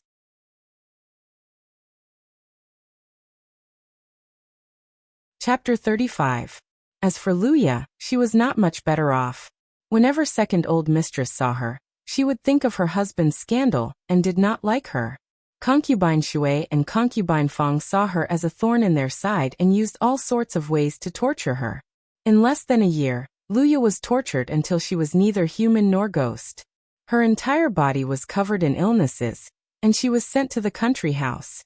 There was no news of her since then. Ever since she entered the household, Sangwon had been restraining Luya and did not allow her to leave Ning Garden easily. Even if she wanted to go out, she would have the little girl accompany her. It was all to prevent that thing from happening. Who would have thought that no matter how careful she was, she still could not escape fate. Although the wheel of fate was biased, it still turned around and came back. In the end, second Lord Sher saw Luya. Today, second young mistress did not say anything. Who knows if second old mistress would do so tomorrow? Thinking of this, Sangwon's eyes could not help but turn red. She asked Mama Lee, Mama, what do you think we should do? Mama Lee frowned and said, It's not easy. Young mistress may not know this, but second old mistress has always been afraid of second old master. With second old master's temper, he will not stop until he gets what he wants. Second young mistress did not say anything today, but perhaps tomorrow, second old mistress will personally tell young mistress. She is still an elder after all. Moreover, although this matter has not been said clearly, many of the maidservants know that if second old master wants Luya, but she does not go in the future, I'm afraid that. Who would dare to want Luya? As Sangwon's dowry maidservant, Luya had three options. First, she could become a maidservant to Shifengju and be promoted to a concubine. Second, she could marry a housekeeper in the household. Third, her master would be merciful and let her choose her own husband. Now that second Lord Shi had spoken, no matter what, Shifengju would not accept her in the future. Whether it was a housekeeper or a manservant, who would dare to marry her? It was the same for the people outside. Sangwon's heart instantly sank to the bottom, and she couldn't help but tremble slightly. According to Mammy Lee's words, it seemed that she was trying to persuade her to compromise. After all, if second old mistress Shi spoke up, how could she, a junior, go against her elders for the sake of a servant girl? Mammy Lee didn't want to see that the two branches were unhappy. Luya, that girl. Mama Lee sighed. What a pity. What he meant was that Sangwon was going to give him up. Nanny. Sangwon forced herself to calm down, gritted her teeth, and pretended to be troubled. But I told Luya in private that in the future, I will give her to eldest young master. Eldest young master also knows about this. If I give it to second master now, how am I supposed to explain it to eldest young master? I'm afraid eldest young master. There's such a thing. Mama Lee was shocked and frowned. Since Sangwon had said this, eldest young master also knew that Luya was already eldest young master's woman. Of course, she couldn't be given to second master. Mama Lee still kept a close eye on things that belonged to eldest young master, and she was determined not to give it to him. That's easy, Mama Lee said resolutely. Since that's the case, Luya can't go to second master's place. Tonight, eldest young mistress will let Luya consummate with eldest young master. In any case, no one will say anything about this, so we can just pretend that we don't know. When tomorrow comes, second old mistress won't be able to open her mouth. It was Sangwon's turn to be flabbergasted. Mama Lee was really too talented. The more Mama Lee thought about it, the more she felt that this was a good idea. She made the final decision. Let's do it this way. Seeing Sangwon's strange expression, Mama Lee thought that she was jealous, so she gently persuaded. Eldest young mistress, since you've already told eldest young master about this, it's just a matter of time. Don't take it too hard. I think that girl Luya isn't frivolous, so she'll only be more grateful to you. If she really causes any trouble in the future, the old slave will have plenty of ways to deal with her. As long as the old slave is here, no one in Ning Garden can't disrespect eldest young mistress. Since things had come to this point, Sangwon could only take advantage of the situation and agree. Otherwise, Mama Lee would suspect that she didn't mean what she said. It seems that this is the only way. Sangwon sighed and said, eldest young master should still be in the study room, right? It just so happens that I'll bring Luya to deliver supper to him. At the same time, I'll have Luya stay behind to serve him. That's just right. It's only logical. Mama Lee smiled and praised. Eldest young mistress is really both intelligent and courageous. Sangwon secretly smiled bitterly. Intelligent and courageous? She didn't know how she could be considered both intelligent and courageous. At least until now, she was the only one who was lying. As the parties involved, Shifengju and Luya didn't know anything about it. Since that's the case, Mama, I have a few words to tell Luya. It's only right. Mama Lee nodded. You should give her a good warning. It'll save you a lot of trouble in the future. Eldest young mistress, take your time to tell her. The old slave will ask someone to prepare supper. After saying that, she turned and left. Sangwon gently sighed and ordered Luya to come in. Eldest young mistress, you're looking for this servant. Luya giggled. Her black eyes were clear and bright, and her oval-shaped face was rosy. She was smiling sweetly. Sangwon couldn't help but feel a little sour. Luya definitely didn't want to be with the second Lord Shi. She was sure of that, which was why she said those words. She just didn't know if Shifengju would be willing to help. If he wasn't willing. No, he must be willing. According to their agreement, when she left the Shi family in the future, she would have to bring Luya with her. The Shi family couldn't be greedy for her dowry. If she left, it wouldn't be right for her to leave the dowry behind, right? Luya, I have something to tell you. Sangwon looked at Luya with an unprecedentedly serious expression. Eldest young mistress? Luya couldn't help but feel nervous. She also stopped smiling and fidgeted with her fingers uneasily. Don't be afraid, Sangwon smiled and told her about how the second lord sure wanted her to go over. Before she could ask for Luya's opinion, Luya knelt down with a plop. She bent her knees and tugged at Sangwon's sleeves as she cried. Eldest young mistress, please save this servant. This servant doesn't want to. This servant doesn't want to. Lower your voice. Quickly get up. Sangwon raised a finger to signal for her to lower her voice. She leaned over to support her and said gently, I'm telling you this to ask for your opinion. Since you're unwilling, I naturally have other ideas. You have to think carefully. Are you really unwilling? Since second old master has taken a liking to you, you'll be his concubine. Are you really unwilling? I'm not willing. I'm not willing. Luya desperately shook her head and said quickly, Second old master already has 2 concubines and 3 tongfang. I heard from Xiao Mei in the courtyard that the 3 tongfang are only on the surface. There are also a few servant girls who have accompanied second old master before, but they don't have any status. This servant would rather not marry for the rest of my life than go over. She was very well informed. Are you sincere? Yes, if this servant isn't sincere, I'll die a horrible death. Good, Sangwon nodded. We've been sisters since childhood, so I'll naturally help you. Listen to me for now. After this matter is over, we'll talk about other matters in the future. What do you think? Luya wiped her tears and agreed. This servant will listen to eldest young mistress. Sangwon then told her her plan and sighed. Eldest young master only has cousin Gu in his heart. It's enough for me to suffer alone, but I don't want to implicate you. I'm begging eldest young master to help me temporarily. After this matter is over, I'll give you a sum of money and let you marry into another place. It's better than being a concubine. I'm doing this for you. You won't blame me for being selfish, right? In her previous life, Luya had suffered so much in the second branch, but she still remembered Sangwon. She would often sneak over to see her, bring her food, help her with this and that, and comfort her. Just based on this affection, Sangwon couldn't ignore her. She was even more afraid that Luya would think that she was unwilling to let her become Shifengju's concubine, and held a grudge against her.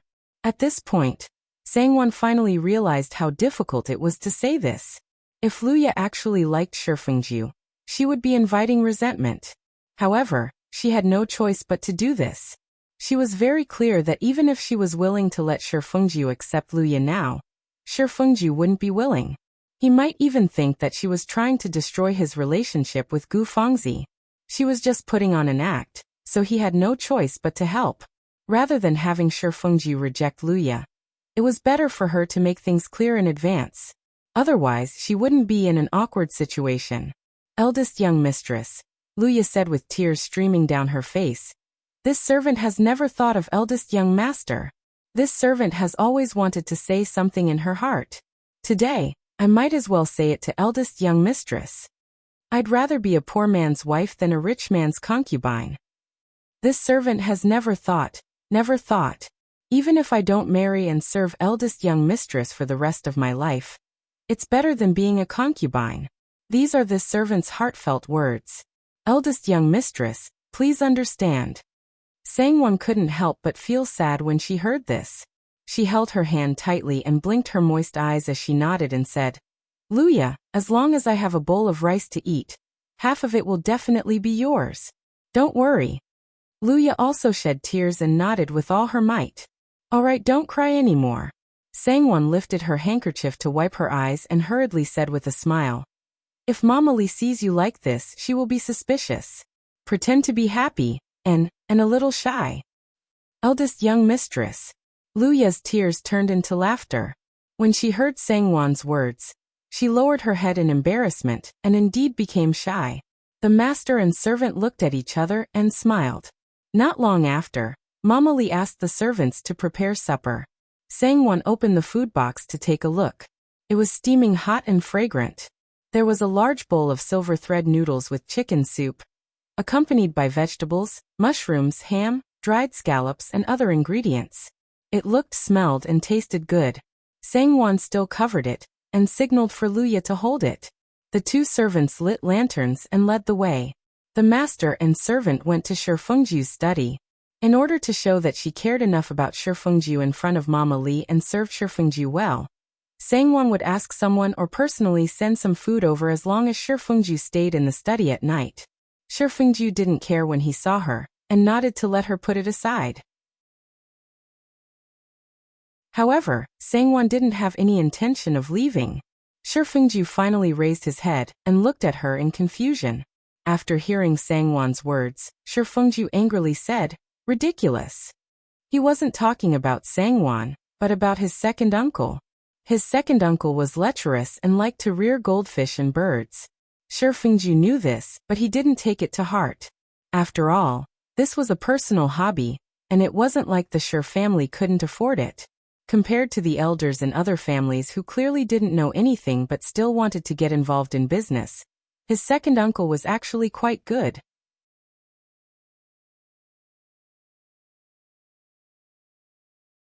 Chapter 36. He had never interfered in business matters. He had never objected to the money that was given to the second branch every year. Of course, the Shi family's business was vast and the profits were good. The amount of money that was given to him every year was considerable. There were so many women in the world that he wanted to have as his concubine. Yet he had set his sights on his wife's dowry maid. "You are also absurd," Shi Fengju said to Sangwon. If she wasn't absurd, she wouldn't have come up with such a rotten idea. Sangwon had already thought it through before coming here. She had already made up her mind and did not back down. She raised her head and looked straight into Shi Fengju's eyes. "Young master, Luya is my dowry maid. She will leave the Shi family with me in the future. She is the only one by my side that I can use. Young master, please fulfill my wish. Besides, she is not willing to follow second old master." Shi Fengju was at a loss for words. That's right, they had an agreement. Luya was her person. When she left in the future, she would naturally take her dowry maid with her. "The matter between us, Luya." Sangwon shook her head. "Don't worry, she doesn't know. Don't worry, it's just an act. She won't have any ideas. When we leave the Shi family in the future, no one will mention this matter again. Young master, please help me." Shi Fengju sighed. He was also absurd. He actually agreed to such an absurd matter. Shi Fengju suddenly felt that his wife seemed to have a side that he did not know. She was not as gentle and demure as she appeared to be. However, Shi Fengju was not in the mood to think about this at this moment. Sangwon called Luya in and ordered, "Stay here and wait on me." With that, she left. The two of them were left staring at each other. Seeing Luya standing there indifferently without any uneasiness, Shi Fengju suddenly felt that he was really. He couldn't find any words to describe it. He could only mock himself inwardly. This lass is really honest. If he said he was acting, he was acting. There was no awkwardness at all. "Sit aside." Shi Fengju waved his hand. "Yes, eldest young master." Luya replied and went to sit on the side. The next day, when Luya came out of Shi Fengju's study, the news spread like a gust of wind. Everyone who should know already knew. Gu Fengzi's face was livid. The cold glare from behind made Sangwon think of her. It didn't matter whether he thought of it or not. Let Shi Fengju have a headache. Sangwon thought unkindly. This matter wasn't that big of a deal. Apart from those who were concerned about it, no one else expressed much interest. It was not a big deal that the eldest young master had taken his daughter-in-law's maidservant as his concubine. For example, Wang was not even interested in asking about it. The daughter-in-law was virtuous, and the son was now 6. How could a mother not be happy? Second old mistress sure was secretly happy when she heard about it. Second old mistress sure was naturally unhappy when her husband dragged her into the house one by one. But as a married woman, she did not dare to say anything about it. Not only did she not dare to say anything, she even had to step forward to help her husband. It was obvious how sullen she felt. Hearing that Luya had been taken in by Shi Fengju, second old mistress sure felt lucky. But with a look of pity she shrugged at her husband. "If I had known, I would have told my niece-in-law yesterday." Who knew that Jingyi was so useless that she couldn't even be counted on for such a small matter? Second Lord sure did not like Luya that much. Towards Luya he did not even know if she was round or flat, tall, short, fat, or thin. He only knew that this lass could make Xiaobai listen to her obediently. That was what he really liked. Xiaobai was really smart. It knew how to use its mouth to open the cage door. With a flap of its wings, it flew away. He thought that it would never return. Needless to say, his heart ached for it. Who knew that Xiaobai was fated with that lass? It actually took the initiative to fly into that lass's hands. If that lass was originally from the household, he could have just transferred her to Dongha Hall. It did not matter if he took her in as a concubine or not. But she was his niece-in-law's servant. There was no lack of servants in the household. If he wanted to take her in, he would need a good reason. The best excuse would be that he had taken a liking to her and wanted to take her in. With that being said, his niece-in-law would not be able to reject him. But who knew that Fengjiu had taken that lass in last night? Although Second Lord sure felt a little regretful, he could only let it go. He sighed and grumbled that second old mistress sure was unreliable, before letting the matter go. Second old mistress sure listened obediently. She was humble and virtuous, but in her heart, she was rolling her eyes. Who's the unreliable one here? Reaching your hands into your nephew's room. Aren't you afraid of others talking about it? Who knew that concubine Shui would feel unwell again? Concubine Shui had been fighting with concubine Fong for many years, and in recent years, she was obviously at a disadvantage. She could not wait for a new concubine of the same status to come and take away concubine Fong's limelight. As such, when she heard of this matter, she was more eager than second lordship for Luya to marry into the household. But in the end, it was all for naught. Concubine Shui was disheartened and deliberately wanted to stir up trouble. She rolled her eyes and spoke to second old mistress Sure. This concubine feels that something is amiss. Old mistress, think about it. Young master just had to take Luya in last night. Isn't it obvious that he's against our old master and doesn't want old mistress to open your mouth? Second old mistress sure was not stupid. How could she not have thought of this? But she did not have any objections. In fact, she could not wait. She felt that concubine Shui's words were exceptionally harsh and glared at her. Shut up. Don't try to sow discord. Luya is young mistress's servant. Young mistress can have young master take her in whenever she wants. Who are you to interfere? What do you mean by targeting old master? Why don't you want me to open my mouth? Second young mistress has never mentioned this to young mistress. But which one of you spoke out of turn?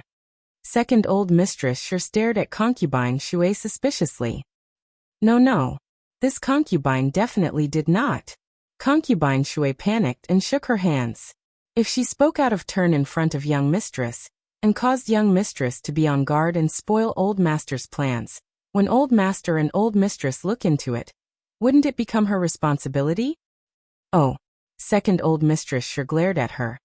If it's not you, then why do you say that? It's obvious that even if it's not you, you must know. Speak, who was the one who leaked the news?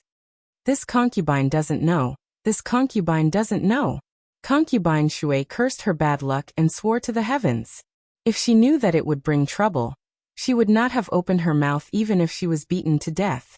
Second old mistress sure sneered in her heart. A mere concubine like you dares to sow discord in front of me? How dare you? She taught her a harsh lesson before letting her go. Concubine Shui left second old mistress Shu's place like a defeated rooster, and coincidentally bumped into concubine Fong at the corridor. Seeing the mocking smile on concubine Fong's face, concubine Shui was so angry that she felt dizzy. Stomping her feet, she turned around and repeated the same words in front of second Lord Shu. Second Lord Shu did not think much of it at first, but after hearing concubine Shui's words, he could not help but feel a little uncomfortable. Furthermore, with concubine Shui adding fuel to the fire, second Lord Shu could not hold it in any longer, and complained to second old mistress Shu. When second old mistress Shu heard this, she knew that it was concubine Shui who spoke out of turn. Her heart was filled with hatred, but she did not dare to offend her husband. Smiling, she said, "To put it bluntly, didn't old master just want to ask how that lass managed to tame Xiaobai? Isn't that easy? I'll ask my niece-in-law to bring that lass over and ask her. I'll remember it and tell old master about it later. How about it? Second Lord Sher's eyes lit up.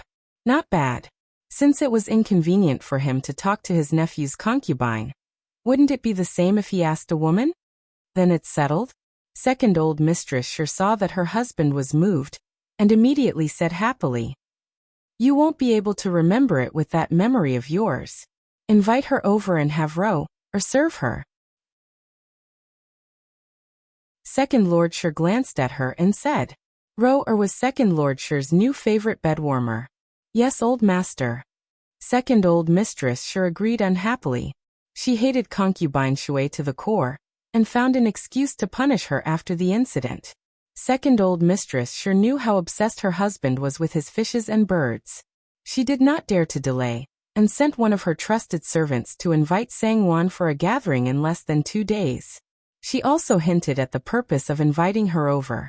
Sangwon did not know whether to laugh or cry. She thought to herself, no wonder Second Lord Sher is so troublesome. With the full support of the 5 good mistresses, what else does he have to worry about? Sangwon knew that Luya was well versed in this field and indeed had a unique skill. She explained it to her in detail and instructed her to teach her diligently, so that there would be no end to it in the future. Luya was surprised and a little proud. Who would have thought that there would be a day when she would be able to teach someone else?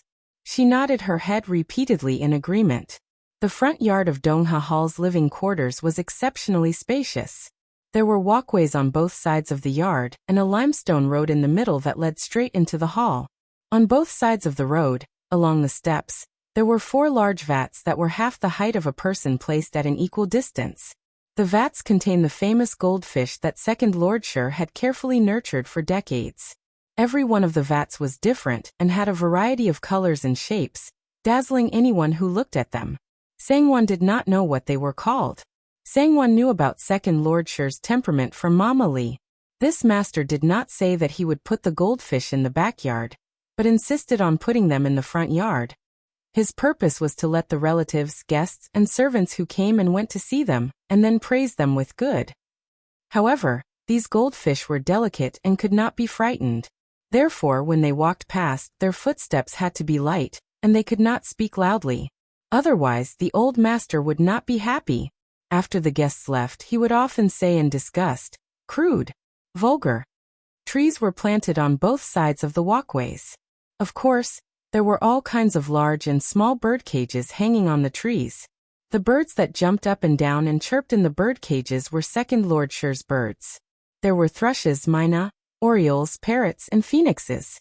Their feathers were bright and their cries were sweet.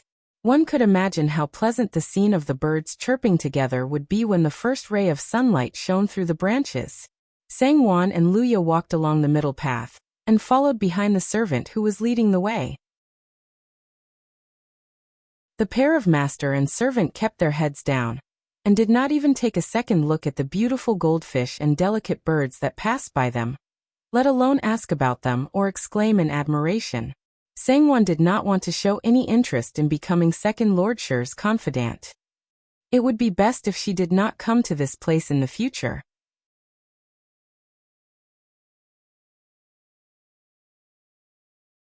Chapter 37. Second old mistress Sher did not make things difficult for her. After exchanging some pleasantries, they quickly got to the main topic. Sangwon did not hide anything either and ordered Luya to teach Ro, or seriously. Intentionally or unintentionally, she smiled at Second old mistress Sher and said, "This lass has a good memory." Coincidentally, her previous owner also raised a white cockatoo. She actually learned a little from serving it. Who knew that she would have to use it today? Luya only came to the Sang family when she was 10 years old. She did have a previous owner, and she was not a local. Sangwon's half-truths and half-lies were not something that Second old mistress Sher would mind. Sangwon only meant one thing. Luya only knows how to do this and nothing else. Don't think of her as an all-rounder. Even this, she relied on her memory. If she broke it, don't blame her. By right, the matter should have ended here. Sangwon could be at ease, and Luya would not have to relive the tragic fate of her previous life. The master and servant duo managed to escape unscathed. However, Roer was indeed clever and obedient.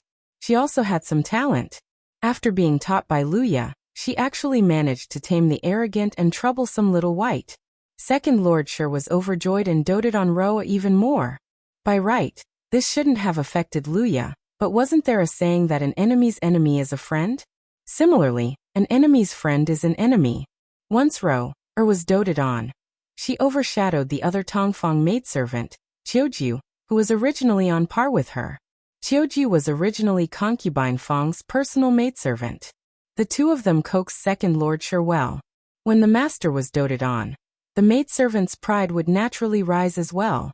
Concubine Fang's status was higher than Ro Er's, so she did not mind Ro being in the limelight. However, Qiuju was unhappy and tried to cause trouble for Ro out of jealousy. Since Ro was in the limelight, how could she let her do as she pleased? After complaining about her grievances, Qiuju was the one who got the blame instead. Qiuju was jealous, hateful, anxious, and angry.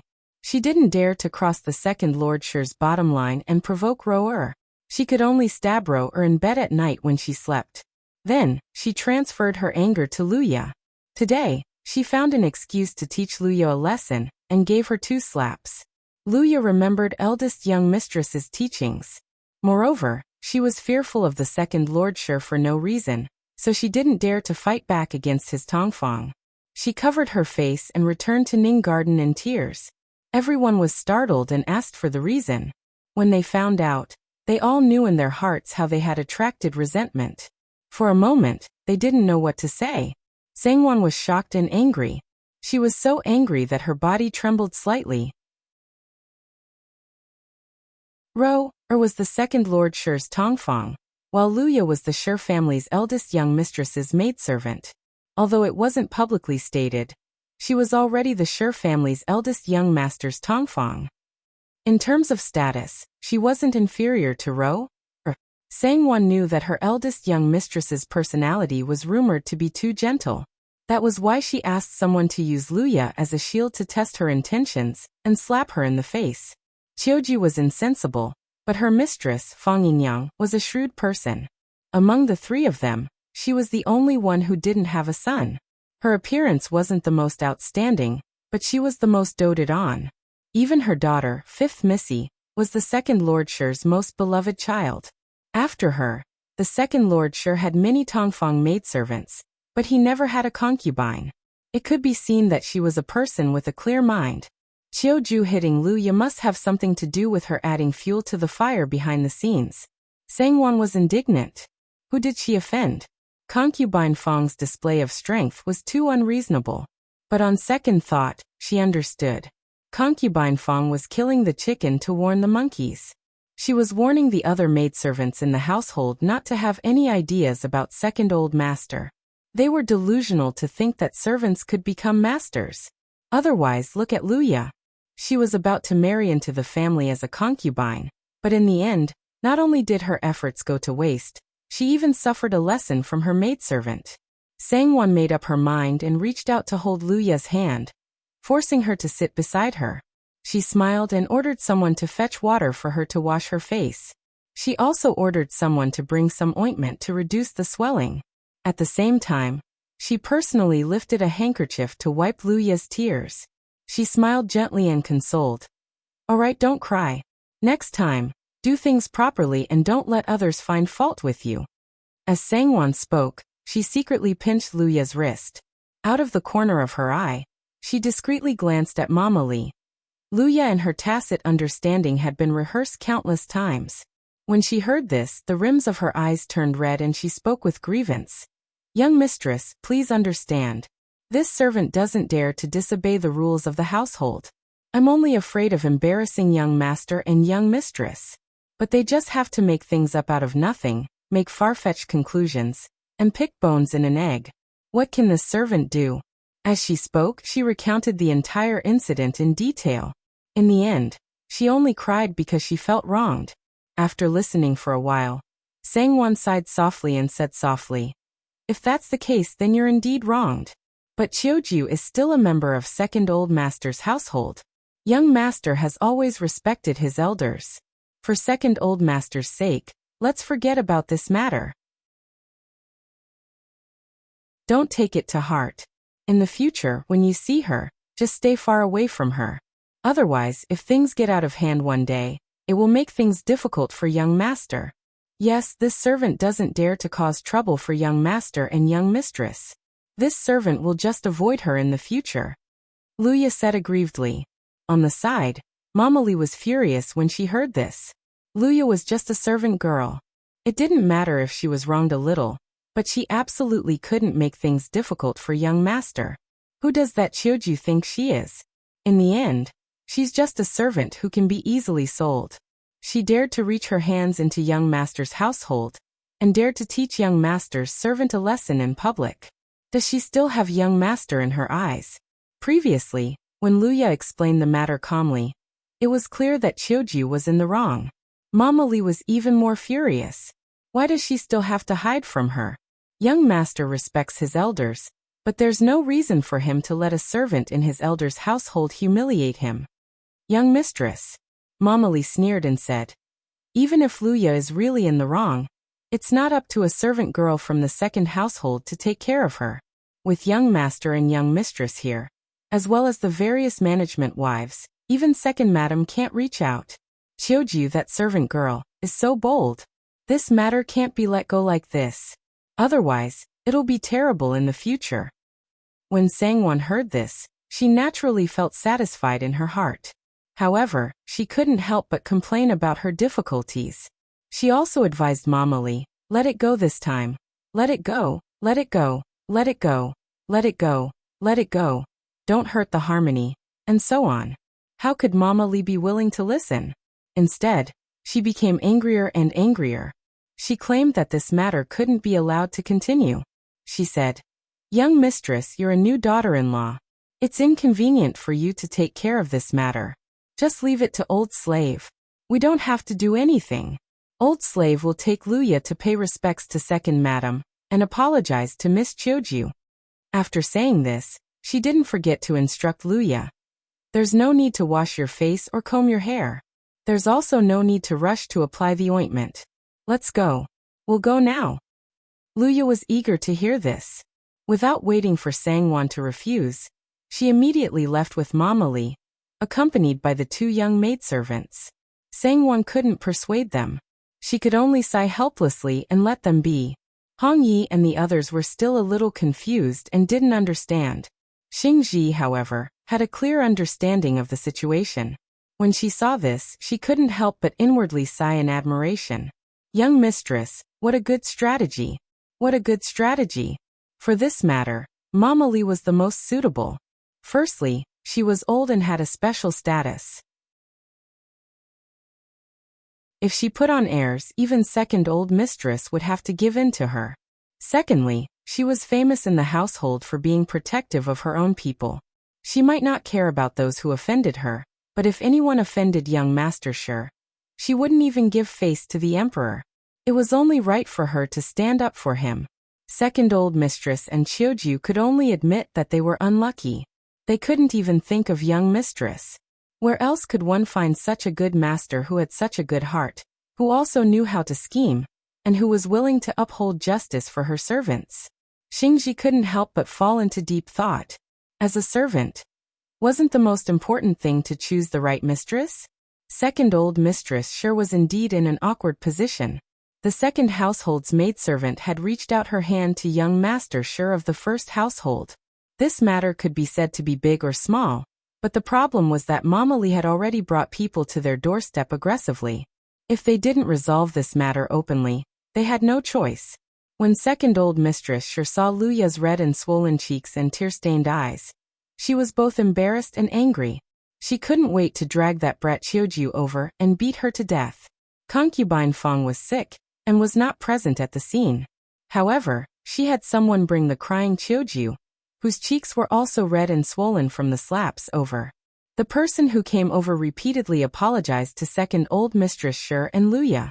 He said that concubine Feng was very angry after hearing about this matter, and had already taught Chiuju a lesson. If Mama Lee and Luya felt that it was still not enough, they could teach her another lesson. For such an unruly servant, there was no harm in beating her to death. Chiuju also hurriedly knelt down and kowtowed to second old mistress Shi to beg for forgiveness. She also apologized to Luya with tears streaming down her face, and said that she wouldn't dare to do it again. Words of praise and flattery came pouring out like the water of the Yellow River. Luya immediately fainted from the commotion. When had Luya ever seen such a scene? She was dumbfounded and felt a sense of guilt for no reason. It was as if she had turned into a big bad person and accused a weak girl of being bullied. Her expression became uncomfortable, and she retreated behind Mama Lee in a sorry state. She subconsciously looked at Mama Lee. Mama Lee was used to this kind of trick of retreating in order to advance. Although she hated it in her heart, she did not want to be unreasonable. This kind of thing was not something an old and dignified mother like her would do. Thus, she reprimanded Chiuji with a few words and left with Luya after being politely sent off by second old Mistress Shi's servants. On the way back to Ning Garden, Mama Lee still felt very aggrieved. Although Chiuji was punished, she was not the one who punished her. It was inevitable that she felt as if she had punched the air. Mama Lee's expression was not good. At this time, Luya also regained her senses and felt aggrieved. Because they shared a common enemy, Luya naturally became closer to Mama Lee. She then took 2 steps forward and asked Mama Lee for an explanation. Nanny, although I saw Chiuji being punished, why do I still feel uncomfortable and aggrieved? Mama Lee stopped in her tracks and sighed. Isn't that so? Concubine Fong was really quick to react. Her act was flawless. What made her angry was that even though she knew it was an act, she had no choice but to accept it. It would be strange if she felt comfortable.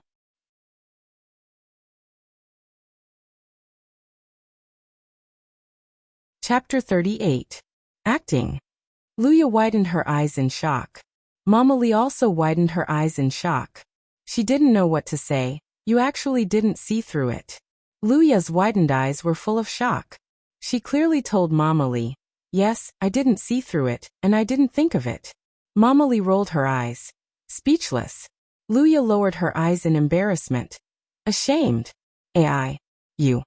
Mama Lee's emotions turned into a sigh. She patted Luya's shoulder heavily and said earnestly, you are young mistress's servant. In the future, you will be her right-hand woman. Little girl, you still have a lot of things to learn. For example, today's matter with Chiuji. You shouldn't have allowed her to bully you and make things difficult for young mistress. You should have dragged her to see second madam on the spot. Luya was startled. But why would she be willing to go with me? Mama Lee sneered. Of course she wouldn't be willing to go with you. Therefore, she must admit defeat and beg for your forgiveness. The hand that slapped you must have ruthlessly slapped her own face a few times. Luya's eyes flashed. She seemed to be moved and felt enlightened. Luya has learned. Mama, please give me more advice in the future.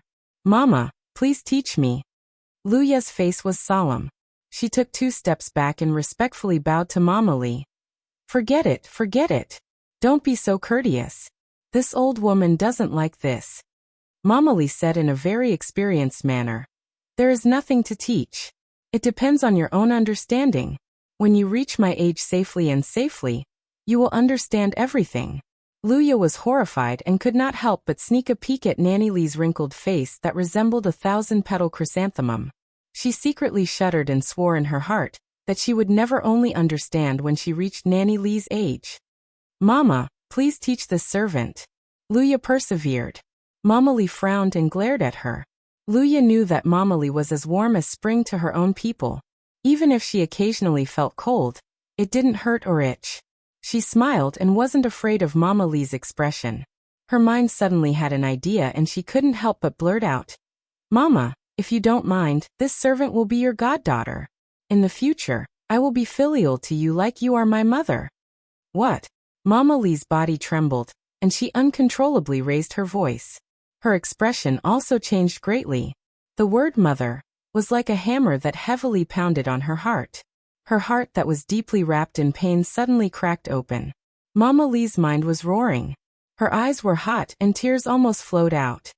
This servant misspoke. This servant misspoke. As soon as Luya spoke, she knew that she was reckless. She was so embarrassed that her face turned red. She hurriedly waved her hand and said with a smile, Mama, don't be angry. Just consider this servant. All right. Mama Lee suddenly smiled and blinked her moist eyes. She looked at Luya with a smile and said, "This is what you said. In the future, you will be filial to me like you are your mother. You will also have to send me off when I die. In the future, you will be this old woman's daughter." Mama. Luya suddenly froze. "Silly girl, you're still calling me Mama." Mama Lee saw her silly smile, and only felt that this silly look was really pitiful and cute. She said to herself, "That's right. This matter, has to be reported to Madam, eldest young master, and eldest young mistress." Luya's temperament was cheerful and lively, but she wasn't frivolous. She treated people warmly and knew propriety. What was even rarer was that she was honest and straightforward. She was not like Xingji, who was too calm and rational to the point of being cold-blooded. She also wasn't like Hong Yi, who was often dizzy and didn't have enough brains. Among the 3 personal maidservants in Sangwon's room, although Luya came the latest, she was the one that Mama Lee liked the most. Therefore, when Luya impulsively said this, Mama Lee suddenly felt enlightened, and immediately agreed. The 2 maidservants who followed along looked at each other enviously. They smiled and went forward to congratulate her. Mama Lee smiled and said good repeatedly. Luya also smiled embarrassedly. Although Mama Lee said that she had to get Madam and eldest young master's approval, it was obvious that Madam and eldest young master wouldn't disagree. The 2 maidservants were envious, but they weren't jealous. One had to know that Mama Lee was very dignified among the servants. When the maidservants saw that she even dared to meddle in their master's affairs, and even dared to embarrass Miss Biao, who wouldn't keep a respectful distance from her in their hearts, who dared to go up and say that they wanted to be her daughter, if she thought that they were trying to climb up the social ladder, and became angry out of humiliation, they wouldn't be able to stay in the fu anymore. The 2 maidservants looked at Luya with admiration and fear in their eyes. Her courage was really not ordinary. Wang and Shifengju were very happy when they heard Mama Lee's request. Wang was very happy and immediately called Luya up. She personally acted as a witness and ordered Luya to kneel down and kowtow to Mama Lee in front of her, pouring tea and calling out, "Mother!" She gave 2 sets of brocade, a pair of gold hairpins inlaid with rubies, and a pair of emerald pendants as congratulatory gifts. She also ordered the kitchen to prepare a banquet for the celebration that night. "Old sister, you can be considered to have a daughter. My heart is a lot more at ease." Wang was very emotional and sighed to Mama Lee. Yes, old slave has a daughter." Nanny Lee's face was glowing and her smile did not stop. The more she looked at Luya, the more she felt that she was good and considerate. "Don't worry, first madam. From now on, old slave and my daughter will definitely do their jobs well, and serve eldest young master and eldest young mistress well." Luya also hurriedly stepped forward with a smile to express her attitude. She was also a little shy and embarrassed. Wang was very happy to see this and treated Sangwon even more affectionately. Gu Fangzi also congratulated with a smile on her face, but the handkerchief in her hand was tightly clenched until it was wet with sweat. She was extremely depressed and resentful. She believed that this was Sangwon's trick. Sangwon wanted to rope in Mama Lee to form an alliance, and use Mama Lee to deal with her. However, she did not know that Mama Lee had secretly warned Luya in private. The general idea was for her to behave like before, and not have any thoughts that she should not have. She also wanted to compete with eldest young mistress. Luya was stunned for a while before she remembered that she was now a bed warmer, and was so frightened that she broke out in a cold sweat. That night, a banquet was held at Wang's place. Mama Lee and Luya excused themselves and sat down together to have dinner together. Wang loved to have a lively atmosphere and specially asked someone to bring some wine. Gu Fangzi suppressed the anger in her heart and vented her anger on Shifengju. She used various methods to force him to drink. Shifengju had to socialize outside in the afternoon and was not fully awake.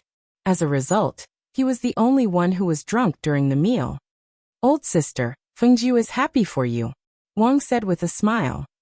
Old slave doesn't know what to say about old mistress and young master's kindness towards him. Mama Lee blinked and sighed. "Nanny, as long as you like it." Shifengju smiled. His gaze was a little absent-minded and his tongue was a little tied. Look at how drunk you are, but your mind is still clear. Wang glared at him with a smile and ordered Sangwon to help him back to rest. Sangwon could only go forward and personally help Shifengju. Gu Fengzi stood at the side with an ashen face. She looked coldly at Shifengju, who was walking unsteadily and leaning on Sangwon. She gritted her teeth so hard that they almost broke. After returning to Ninggarden, she helped Shifengju freshen up. Sangwon and Xingji helped Shifengju into his room. Looking at Shifengju lying on the bed, Sangwon sighed inwardly. It seemed that she would have to sleep on the floor tonight. Who knew that when she finished tidying up and entered the bedroom, Shifengju had already sat up. His legs were hanging off the edge of the bed, and he was leaning against the headboard.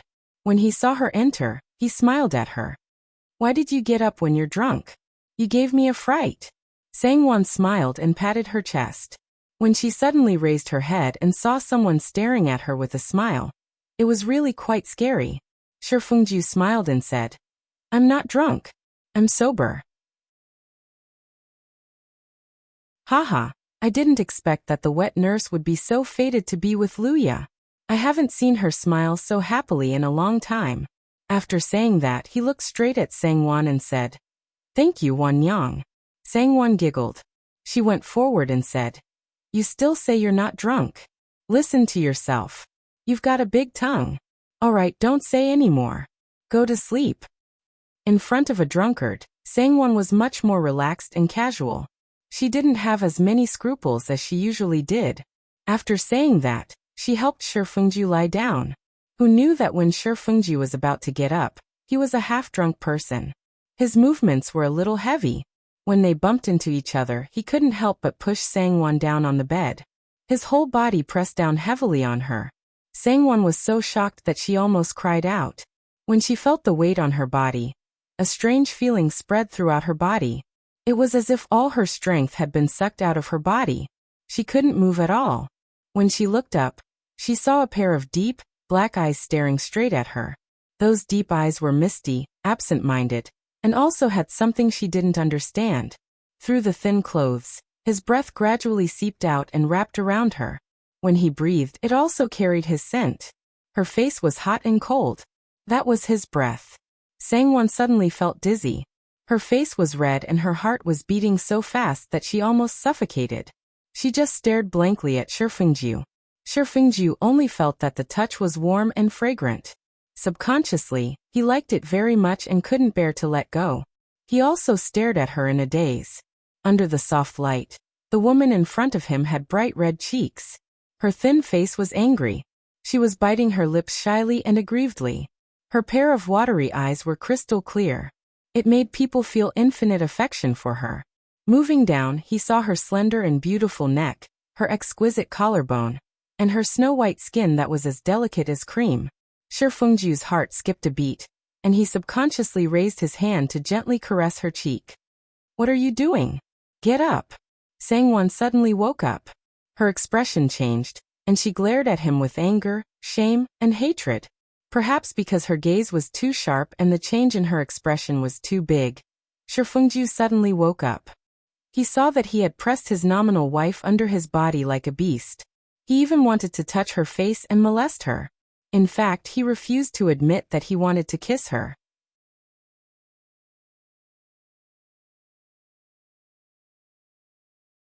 Chapter 39. I'm sorry. I'm sorry. Shifengju was startled and scrambled to get up. He had never been so intimate with his childhood sweetheart, his cousin. How could he be so rude to Sangwon? "Young mistress, are you asleep? This servant is here to deliver the hangover soup for young master." Suddenly, there was a clear knock on the door and a loud shout. The two people on the bed were already feeling awkward and nervous. When they heard the sudden noise, they were both frightened, and their faces changed color. Shifengju was sober, but he didn't have the strength. In his shock, he lost control of his strength. Not only was he unable to get up, but he fell on Sangwon's body even more ambiguously. He lowered his head and kissed her on the lips. The soft and cool touch warmed the hearts of both of them, and they couldn't help but be stunned. Shifengju only felt the warmth and softness. His mind was shaken, and he subconsciously rubbed his face against her. "You Get out of my way. Sangwon was shocked and embarrassed. Her face was so red that it almost dripped blood. Suddenly, she exerted a force and pushed Shifengju away. Shifengju was caught off guard and fell to the side. The back of his head hit the headboard with a bang. He couldn't help but groan. Ouch! Young mistress? Xingji, who was outside the door, heard the noise and raised her voice. What happened? It's nothing. Sangwon sat up and glared at Shifengju with half-hidden bitterness and half-grievance. She hurriedly tidied up her clothes and hair. She calmed her breath and said lightly, "Wait a moment. I'll be right there." After saying that, she went out and opened the door halfway. She took the tray from Xingji's hand and said with a smile, "Leave it to me. You can go and rest." Xingji was a bit hesitant. She nodded and said with a smile, "Then this servant will go first." Sangwon nodded and hurriedly closed the door. If she wasn't afraid that Mama Lee would say that she didn't care about Shifengju and wouldn't give him any hangover soup, Sangwon really didn't want to open the door. She put the hangover soup on the table and said to Shifengju with her back to him, "Young master, come and drink it." Shifengju finally sobered up after being pushed and bumped into by her. Thinking back to the absurdity of the situation just now, he felt a little embarrassed. Although Sangwon was giving him attitude, he didn't want to get angry. He coughed and struggled to get off the bed. He said awkwardly, "Well, you go to sleep first. Just now. I'm sorry. It would have been better if he didn't mention it." Now that he did, Sangwon felt even more embarrassed. She couldn't help but feel wronged again. She lowered her head and didn't say anything. She turned sideways to avoid him and returned to the bed. When Shifengju couldn't help but turn to look at her again, the crimson bed curtain had already been lowered and was fluttering in the wind. Shifengju's first reaction was disappointment. He patted his head in annoyance. What was going on tonight? Was he possessed by a ghost? They were clearly a fake couple. How could he really take advantage of her? However, when he recalled the anger on her pretty face, the warm and soft touch and breath, Shifengju's heart swayed again. The tenderness in the depths of his eyes and the smile on his lips was something that even he himself did not notice. He sat in front of the table and drank the hangover soup. He wanted to wait until he was a little more sober before going to the wardrobe to take out the bedding. He didn't want to wake her up again. Who knew that he would unknowingly fall asleep as soon as he laid down on the table? Sangwon, who was under the bed curtain, didn't sleep well either. Thinking back to what happened just now, her heart was filled with mixed feelings. There was an indescribable sweetness in her anger, but there was also sourness and bitterness in the sweetness. This person, what did he think of her as? Was his action unintentional, or was he trying to take advantage of her? No matter what it was, he deserved to be hit. After all, he never intended to hold hands with her for the rest of his life and grow old together, right? Although Sangwon was angry at Shifengju, she couldn't help but feel a little guilty when she thought about how she had pushed him and bumped into him. Seeing that he could still walk to drink the hangover soup afterwards, he should be fine. If he had fallen and bled, or if something had happened, Mama Lee and her mother-in-law would have torn her apart alive. Fortunately, he was magnanimous this time and didn't argue with her. If he became angry out of humiliation and seriously argued with her, she would be the one to suffer. Thinking about it carefully, what was the basis of the agreement between them? Wasn't it because he was a gentleman? If he insisted on playing a helpless game, and insisted on doing that with her, after the novelty wore off, he would throw her aside and continue to fly away with his cousin. She couldn't do anything to him. After all, he was her husband, wasn't he? Sangwon's heart was in a mess. The more she thought about it, the more confused she became. She didn't know what kind of attitude she should have towards Shifengju. She tossed and turned, unable to fall asleep. She listened attentively for a while, but didn't hear him open the cabinet to take the bedding and make a bed on the floor. Sangwon finally couldn't bear it anymore. She gently lifted the corner of the curtain and looked out. She saw that Shifengju had already fallen asleep on the table. She was angry and amused at the same time. She hurriedly put on her outer robe and quietly got out of bed. Seeing that he was muddle-headed after drinking, she wouldn't argue with him. If she let him sleep like this for the whole night, Who knew if he would be angry when he woke up tomorrow morning with a sore arm and neck? If that happened, it would be an unexpected disaster. Sangwon helped him make a bed on the floor. She went over and gently shook him. Eldest young master. Eldest young master. Is it dawn? Isn't it time to get up? Shifengju raised his head in a daze. Sangwon giggled and whispered, "It's not dawn yet. Lie down and sleep for a while." As she said this, she held his arm and pulled him up. Shifengju subconsciously got up with her. He staggered and was about to throw himself onto the bed. Sangwon hesitated for a moment. She wanted to let him have the bed tonight, but then she thought, why should I? Isn't he deeply in love with his cousin? Then, for the sake of their happy future, shouldn't he suffer a little without any regrets? Why should I let myself suffer? It's not there, it's here. Sangwon finished thinking. She pulled Shifengju and pouted her lips towards the bed. Shifengju didn't say much. He obediently turned around and lay down.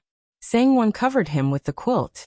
She looked at him and saw that his breathing was even and his eyes were closed. He had already fallen asleep. Sangwon couldn't help but stare at his face. He had handsome eyebrows, slender eyes, a high nose bridge, distinct facial features and soft lines. Even though he was sleeping, he still had a unique handsomeness. How could such a temperament not make people admire him? Sangwon silently sighed. This man was her husband in her previous life, and in this life he was also her husband. In her previous life, he had never treated her as his wife. In this life, they weren't a real couple yet. Perhaps the effect of the hangover soup was very good. The next morning, Shifengju woke up without Sangwon waking him up. Sangwon heard him wake up and hurriedly got up. She helped him fold his bedding and tidy it up. The atmosphere between the two was a little awkward. Shifengju actually wanted to pretend that he didn't know what he had done when he was drunk. Unfortunately, that memory was so clear that he couldn't pretend even if he wanted to. Eldest young master, are you still dizzy? Shifengju was racking his brains for an excuse to talk. Who would have thought that Sangwon would ask him with a smile as if nothing had happened? It's okay. I'm fine now. Shifengju felt relieved and hurriedly said with a smile. That's good. Sangwon also nodded with a smile. She was also secretly relieved. Then the two of them went out together. Naturally, the husband sang and the wife followed. Sangwon showed her true colors as a virtuous wife and served her husband.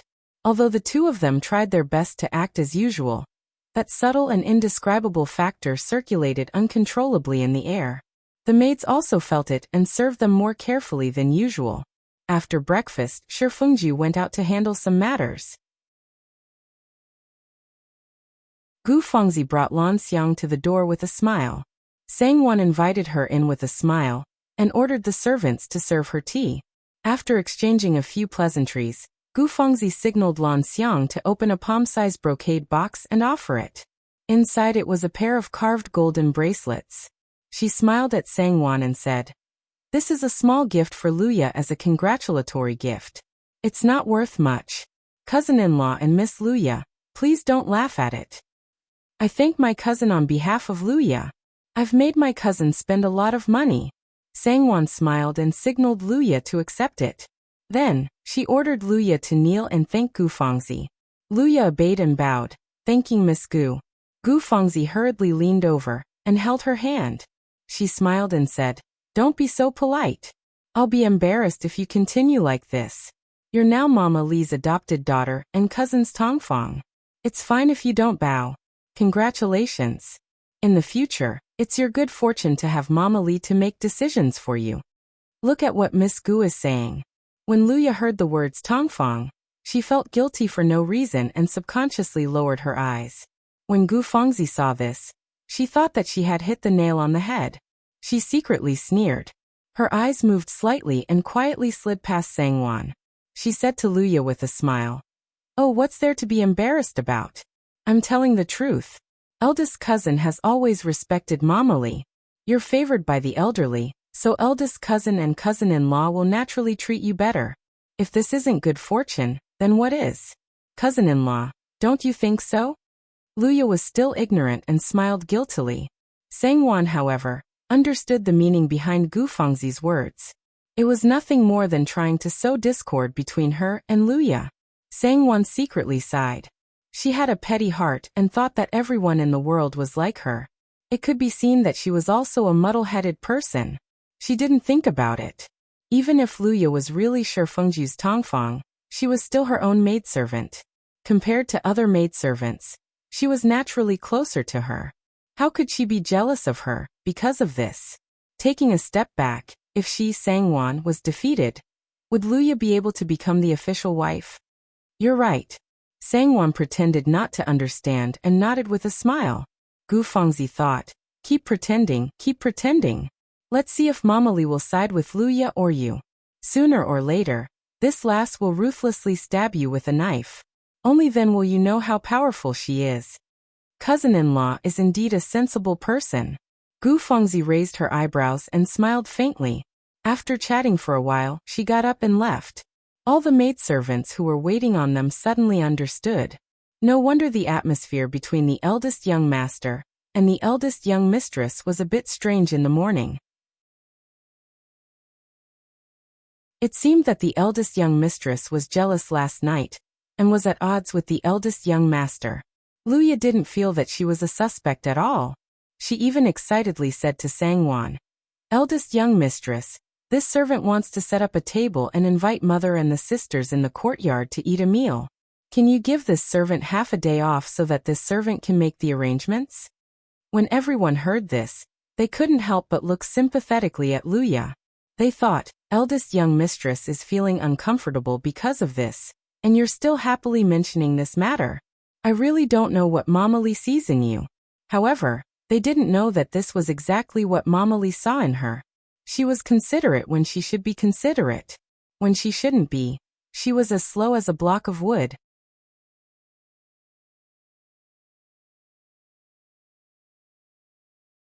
Chapter 40.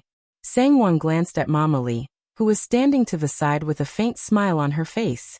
She smiled faintly and said, "Read the books you need to read, and write the words you need to write in the morning.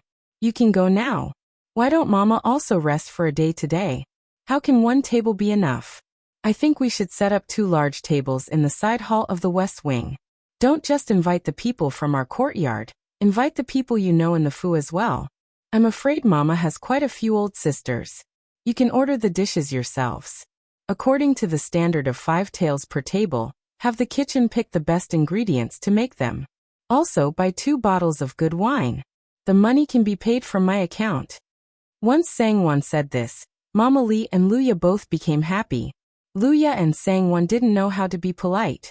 When they heard this, their hearts were filled with gratitude. Their faces were full of smiles, but they didn't decline and accepted with thanks. Mama Li, on the other hand, declined a few more times. She was so happy that she kept saying, "I can't accept this and I don't dare to accept this," with a smile. Sangwon naturally insisted again and again. Only then did Mama Li also accept with thanks. Xingji, Hongyi, and the others also hurriedly came forward to express their thanks. They also congratulated Mama Li and Luya. For a banquet in an ordinary restaurant, 2 taels of silver was already very good. 5 taels per table meant that they could have whatever they wanted. Moreover, the portions were also sufficient. Naturally, everyone was happy. Even the young maidservants were happy along with them. Mama Li immediately excused herself. She thought that she would instruct Xingji and the others later. Then, she went to talk to her old sisters and invited them to come over for dinner. Of course, the more people there were to share a happy occasion, the better. Luya thought that she still had to read and write. Although she didn't reject it as much as before, she still looked listless like a frosted eggplant. Mama Li glared at her. "You lass, why aren't you going? Don't think about slacking off. Young mistress is doing this for your own good. Don't be ungrateful." Speaking of which, Mama Li originally disapproved of Sangwon teaching Luya, Xingji, and Hongyi how to read and write. She even somewhat disliked it because she felt that a servant girl should know how to serve her master and be loyal to her master. What was the point of learning how to read and write? It's better to be a little stupid. This was to prevent him from becoming arrogant just because he knew a few words and having thoughts that he shouldn't have. But now he didn't see it that way. In everyone's eyes, Those who could read and write were amazing people. Mama Lee naturally thought so too. It would be best if her daughter could read and write. Moreover, by using this sentence, she was also telling Sangwon that she had seen and remembered how good she had been to her and her mother. She asked Sangwon to rest assured. Mama Lee didn't say anything about Gu Fengzi's provocative words. Even her expression didn't change at all. However, she had seen Sangwon's expression clearly. If Sangwon had shown even a little bit of unwillingness or indignation at that time, she would have been disgusted and unhappy. This was because she was a competent old servant. Between eldest young master and her goddaughter, she would only choose eldest young master. She definitely wouldn't encourage Luya to fight with young mistress and cause chaos in eldest young master's courtyard. She felt that Sangwon should be able to understand this point. She didn't need to express her loyalty or make it clear. If she had to confess to this, then it would be meaningless. Moreover, if Sangwon really had a grudge against her, then it would be useless to confess. In the end, Sangwon didn't disappoint her. She didn't take Gu Fengzi's provocation seriously at all.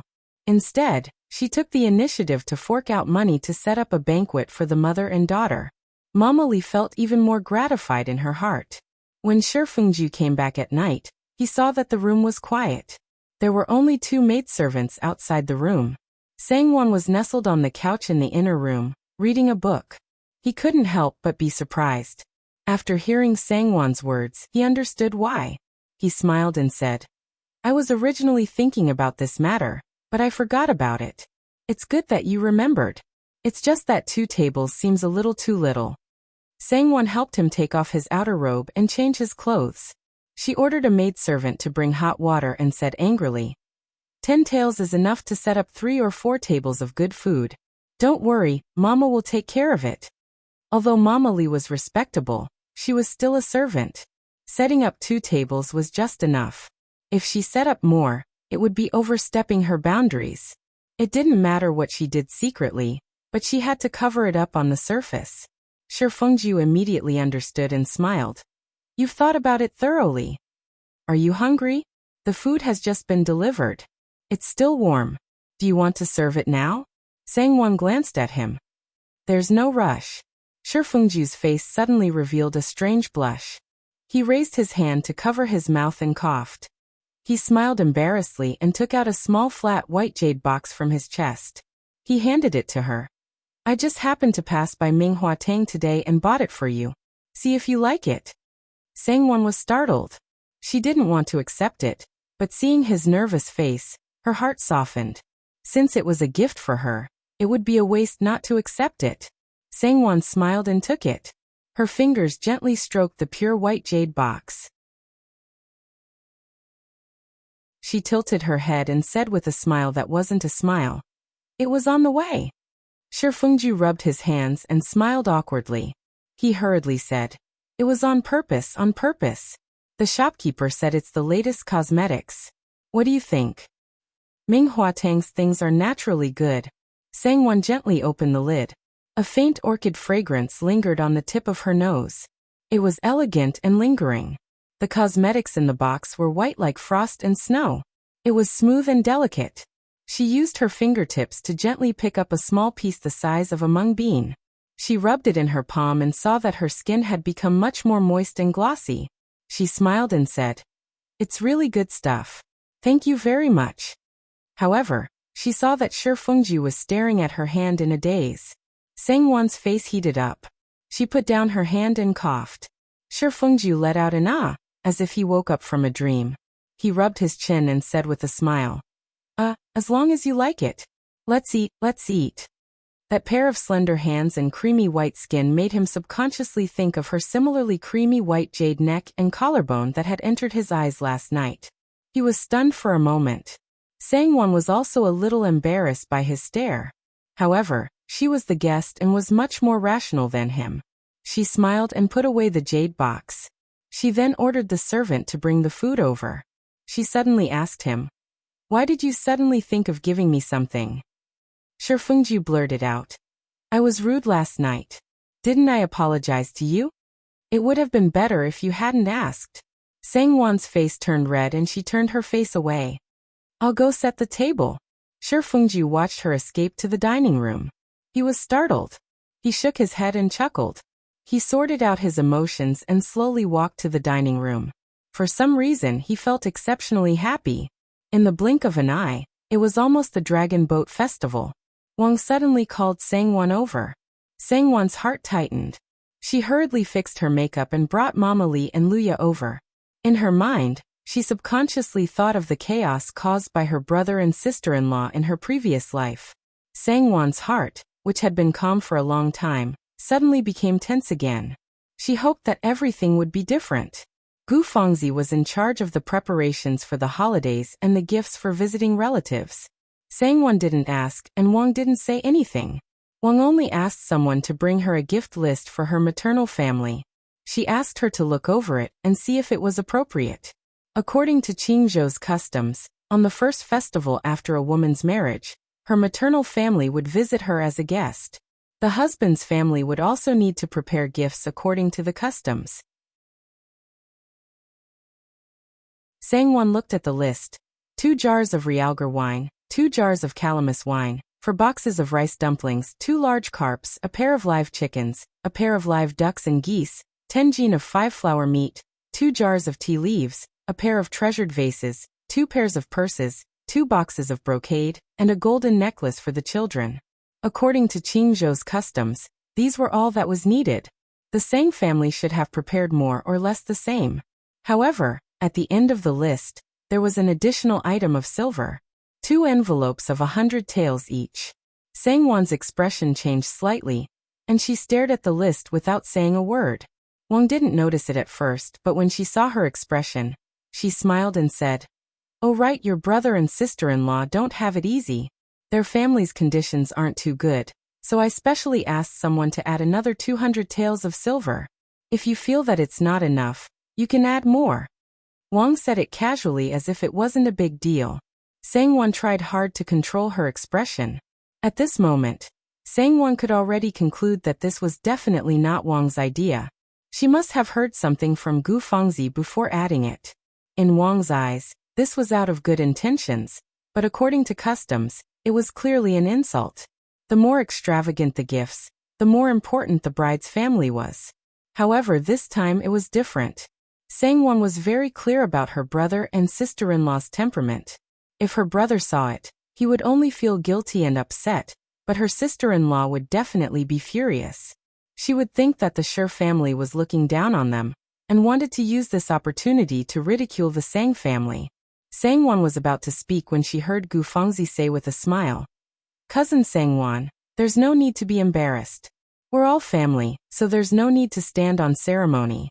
This is also a small token from Aunt Wang. It can be seen how much Aunt Wang values cousin Sangwon." Kiki Fengzi is right, we're all relatives. Wang smiled and said before turning to Sangwon, "Your brother and sister-in-law don't have it easy either. When they come, accompany them and have a chat. Oh right, ask Fengju to come along too." Sangwon was secretly annoyed. She forced a polite smile, but still braced herself and said carefully, "Mother, Wan Yang thanks you on behalf of my brother and sister-in-law. However, as Mother said, we're all relatives, a family. There's really no need to be so courteous. My brother and sister-in-law will feel apologetic. I think it's better." "Cousin Sangwon, what are you saying?" Gu Fengzi said with a smile. "I've already said that Aunt Wang is just being considerate. Eldest uncle and eldest aunt should feel free to accept the kindness of an elder. There's nothing to feel apologetic about." Cousin Sangwon wouldn't think that Aunt Wang is being charitable and humiliating eldest uncle and eldest aunt, right? If that's what cousin Sangwon thinks, then wouldn't Aunt Wang's efforts be in vain? Sangwon saw that Wang's expression had indeed changed. She quickly stood up and said, "Wan Yang wouldn't dare. Wan Yang definitely doesn't have such intentions. Mother, Wan Yang just feels that the gift is too much." Mama Li finally understood and said with a smile, "Old slave has something to say, but I'm not sure if I should say it." Wang naturally wouldn't refute Mama Li and said with a smile, "Old sister, if you have something to say, please say it." Mama Li smiled and said, "Missy, forgive old slave for his rudeness, But this time, Missy, you're the one in the wrong. Oh, how is it my fault? Wang was puzzled. How is it not? Mama Li smiled and said, relatives should reciprocate. Just follow the customs. You have good intentions, but if outsiders see it, they might say that the Shi family is flaunting their wealth and looking down on their relatives. Wang was stunned for a moment and immediately understood. She laughed and said, indeed, I'm the one in the wrong. Then get rid of it. Wan Yang, I didn't think it through, so don't blame me.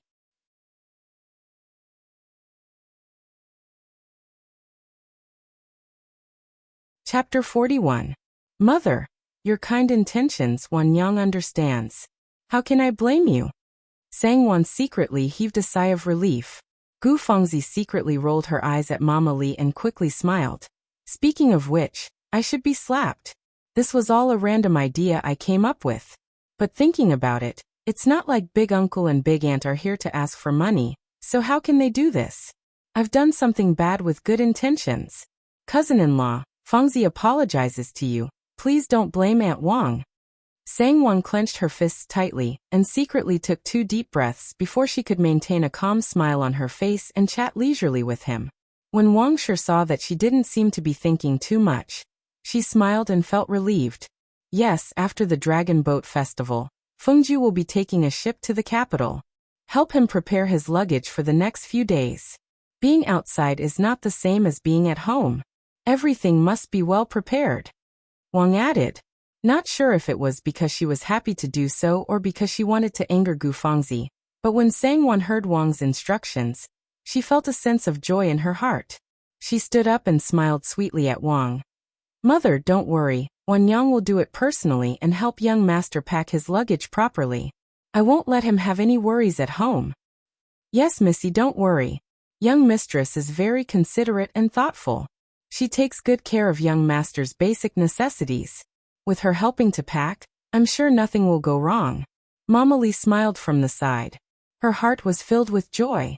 Gu Fengzi saw the master and servant singing the same tune, and was so angry that her face turned green. She secretly bit her lip and said in her heart, just wait and see. She looked coldly at Wang and smiled as she nodded her head in agreement. In the Sang household of Yanglu Town's Sai village, Sang Hong and Fong were busy preparing all kinds of gifts to bring to the Shi household. Fong purposely bought a few bolts of cloth from the town's silk shop and made a set of clothes for the whole family. Although the cloth that Sang Wan brought back was of excellent quality, they were going to be a guest at someone's house. If the sharp-eyed people in the Shi household were to recognize the clothes, how would Sang Wan be able to maintain her dignity in the Shi household? She also specially bought a few silver square hairpins and earrings. They were simple and elegant, clean and neat, showing off the Fong family's style. When Sang Quan and Sang Nuan heard that they were going to their aunt's house in Qingzhou, although they did not know what their aunt's house was like, Qingzhou was a big city to them. The 2 siblings were overjoyed and had been counting the days with their fingers. On the 4th day of the 5th month, Li, who had stopped spying on Sang Hong's house for a period of time, popped up at the door again. As soon as she entered the house, her eyes darted around and she asked with a smile, my dear husband's wife, it's the Dragon Boat Festival tomorrow. How are the preparations for our family's gifts coming along? Of all the times, Li Shi had to wait until now to ask. Feng Shi was well aware of what Li Shi wanted to do. When she heard Li Shi's words, the corners of her lips curled up. Just as she was about to reply, Li Shi hurriedly laughed and said, hee, second aunt has worried for nothing. De Lang's wife, you're so capable, so you must have already prepared everything. We're old and incompetent, otherwise, we could have helped you. Feng did not want to let her have her way and smiled. Look at what second aunt is saying. The gift is light but the thought is more important. Our grand aunt is a sensible person and won't be picky. If second uncle and second aunt really want to express their gratitude, no matter what it is, grand aunt will definitely be happy. Isn't it just a matter of the thought? Li jumped and secretly scolded Fong for being shameless. She actually dared to ask her for something so brazenly. She quickly smiled and said, at this time, how could we have time to prepare anything? Next time. Fong clapped her hands and said with a smile, There's no need to specially prepare anything, ready-made ones are fine. I saw that the 2 big roosters in second aunt's house are not bad. One of them is at least 5 to 6 caddies. That those 2 roosters, one crows and the other keeps seeds, how could they be suitable? Lee was embarrassed and quickly asked. AI, where are the things you prepared? Quickly take me to see if they're suitable. You young people don't understand, and will be laughed at if you're rude. As she said this, Lee was about to go into the side room. Fong stepped forward to stop her. She raised her eyebrows and said with a faint smile, "There's no need for second aunt to worry. The things are all here. Although I'm young, I still understand the principle of reciprocity. I won't learn from that heartless bastard who only knows how to reach out and take other people's things, but when it's his turn, he won't even give a single cent." Lee's face could no longer hold it. She smiled and stopped in her tracks before asking, What time are we leaving tomorrow? I think it's better to leave earlier. The journey to Qingzhou is not far. You'll even need to hire a carriage from the town, right? Fong heard her words, and it seemed that her family would be following along. She was immediately angered and said coldly, "We'll leave at dawn. We'll hire a carriage to pick us up." When Madame Lee heard this, she replied with an "oh" and finally went home. The moment she stepped into her house, Lee sighed and complained to second old master Sang. "You're too stingy, not even willing to buy anything. You're good, waiting at home for the ready-made things and instigating me to ask about it." My old face almost had no place to hide. Second old master Sang rolled his eyes disapprovingly. How could he not know what kind of person his wife was? It was not that she had no place to hide her old face, but that she wanted to complain to him. Enough with the small talk. Second old master Sang waved his hand to interrupt her and asked, "How is it? Have they prepared everything? What time are they leaving tomorrow? Has the carriage been hired?" Lee held back her anger, and told him everything she heard. Second old master Sang grumbled. "Didn't you see for yourself what they've prepared? It has nothing to do with you anyway. Why do you care what they've prepared?" Lee said unhappily, "I've seen their cold faces for half a day. Don't be happy too early. Humph, they might not even be willing to bring us along." "How dare they?" Second old master Sang snorted. "We're their elders, how dare they leave us behind? Just look at how they're going to break their spine." Lee was just about to open her mouth to say that she did not need them to care. But when she thought of Sang Yufei, who was still studying in the academy, she knew that Sang Hong would definitely care about it, so she kept her mouth shut. Thinking about how she did not need to fork out a single penny to go to Qingzhou, and how they had to pay for her meals along the way, and how they were going to the wealthiest family in Qingzhou, and how she was now a relative of the Shi family, her heart was bubbling with happiness. She could not help but grin, and the anger she felt from Fong had dissipated by half. "AI," Lee gently nudged second old master Sang with her elbow. Can you let me wear the golden hairpin and bracelet for a day? If I wear something nice, you and our family will gain face, right?" Second old master Sang glanced at the yellow-faced woman who had no figure, no face, and no temperament. He snorted and said, "No need. I can't afford to lose face like that." The key point was that he had no way of getting it even if he wanted to. "You're so stingy." Lee gritted her teeth and muttered, "Those are my things. Is your name written on them?" Second old master Sang snorted. "Those are for our family. I am the head of the family, so they belong to whoever I say they belong to. Besides, it's not that I don't want to give them to you, but that I don't have any left." Second old master Sang spread out his hands. "I sold them. They were all exchanged for banknotes." Lee was so angry that her lips trembled and she glared at him. When Sang Hong returned, Fong straightforwardly told him about Lee's questioning. She knew that Sang Hong did not like to hear her bad-mouthing second uncle and second aunt.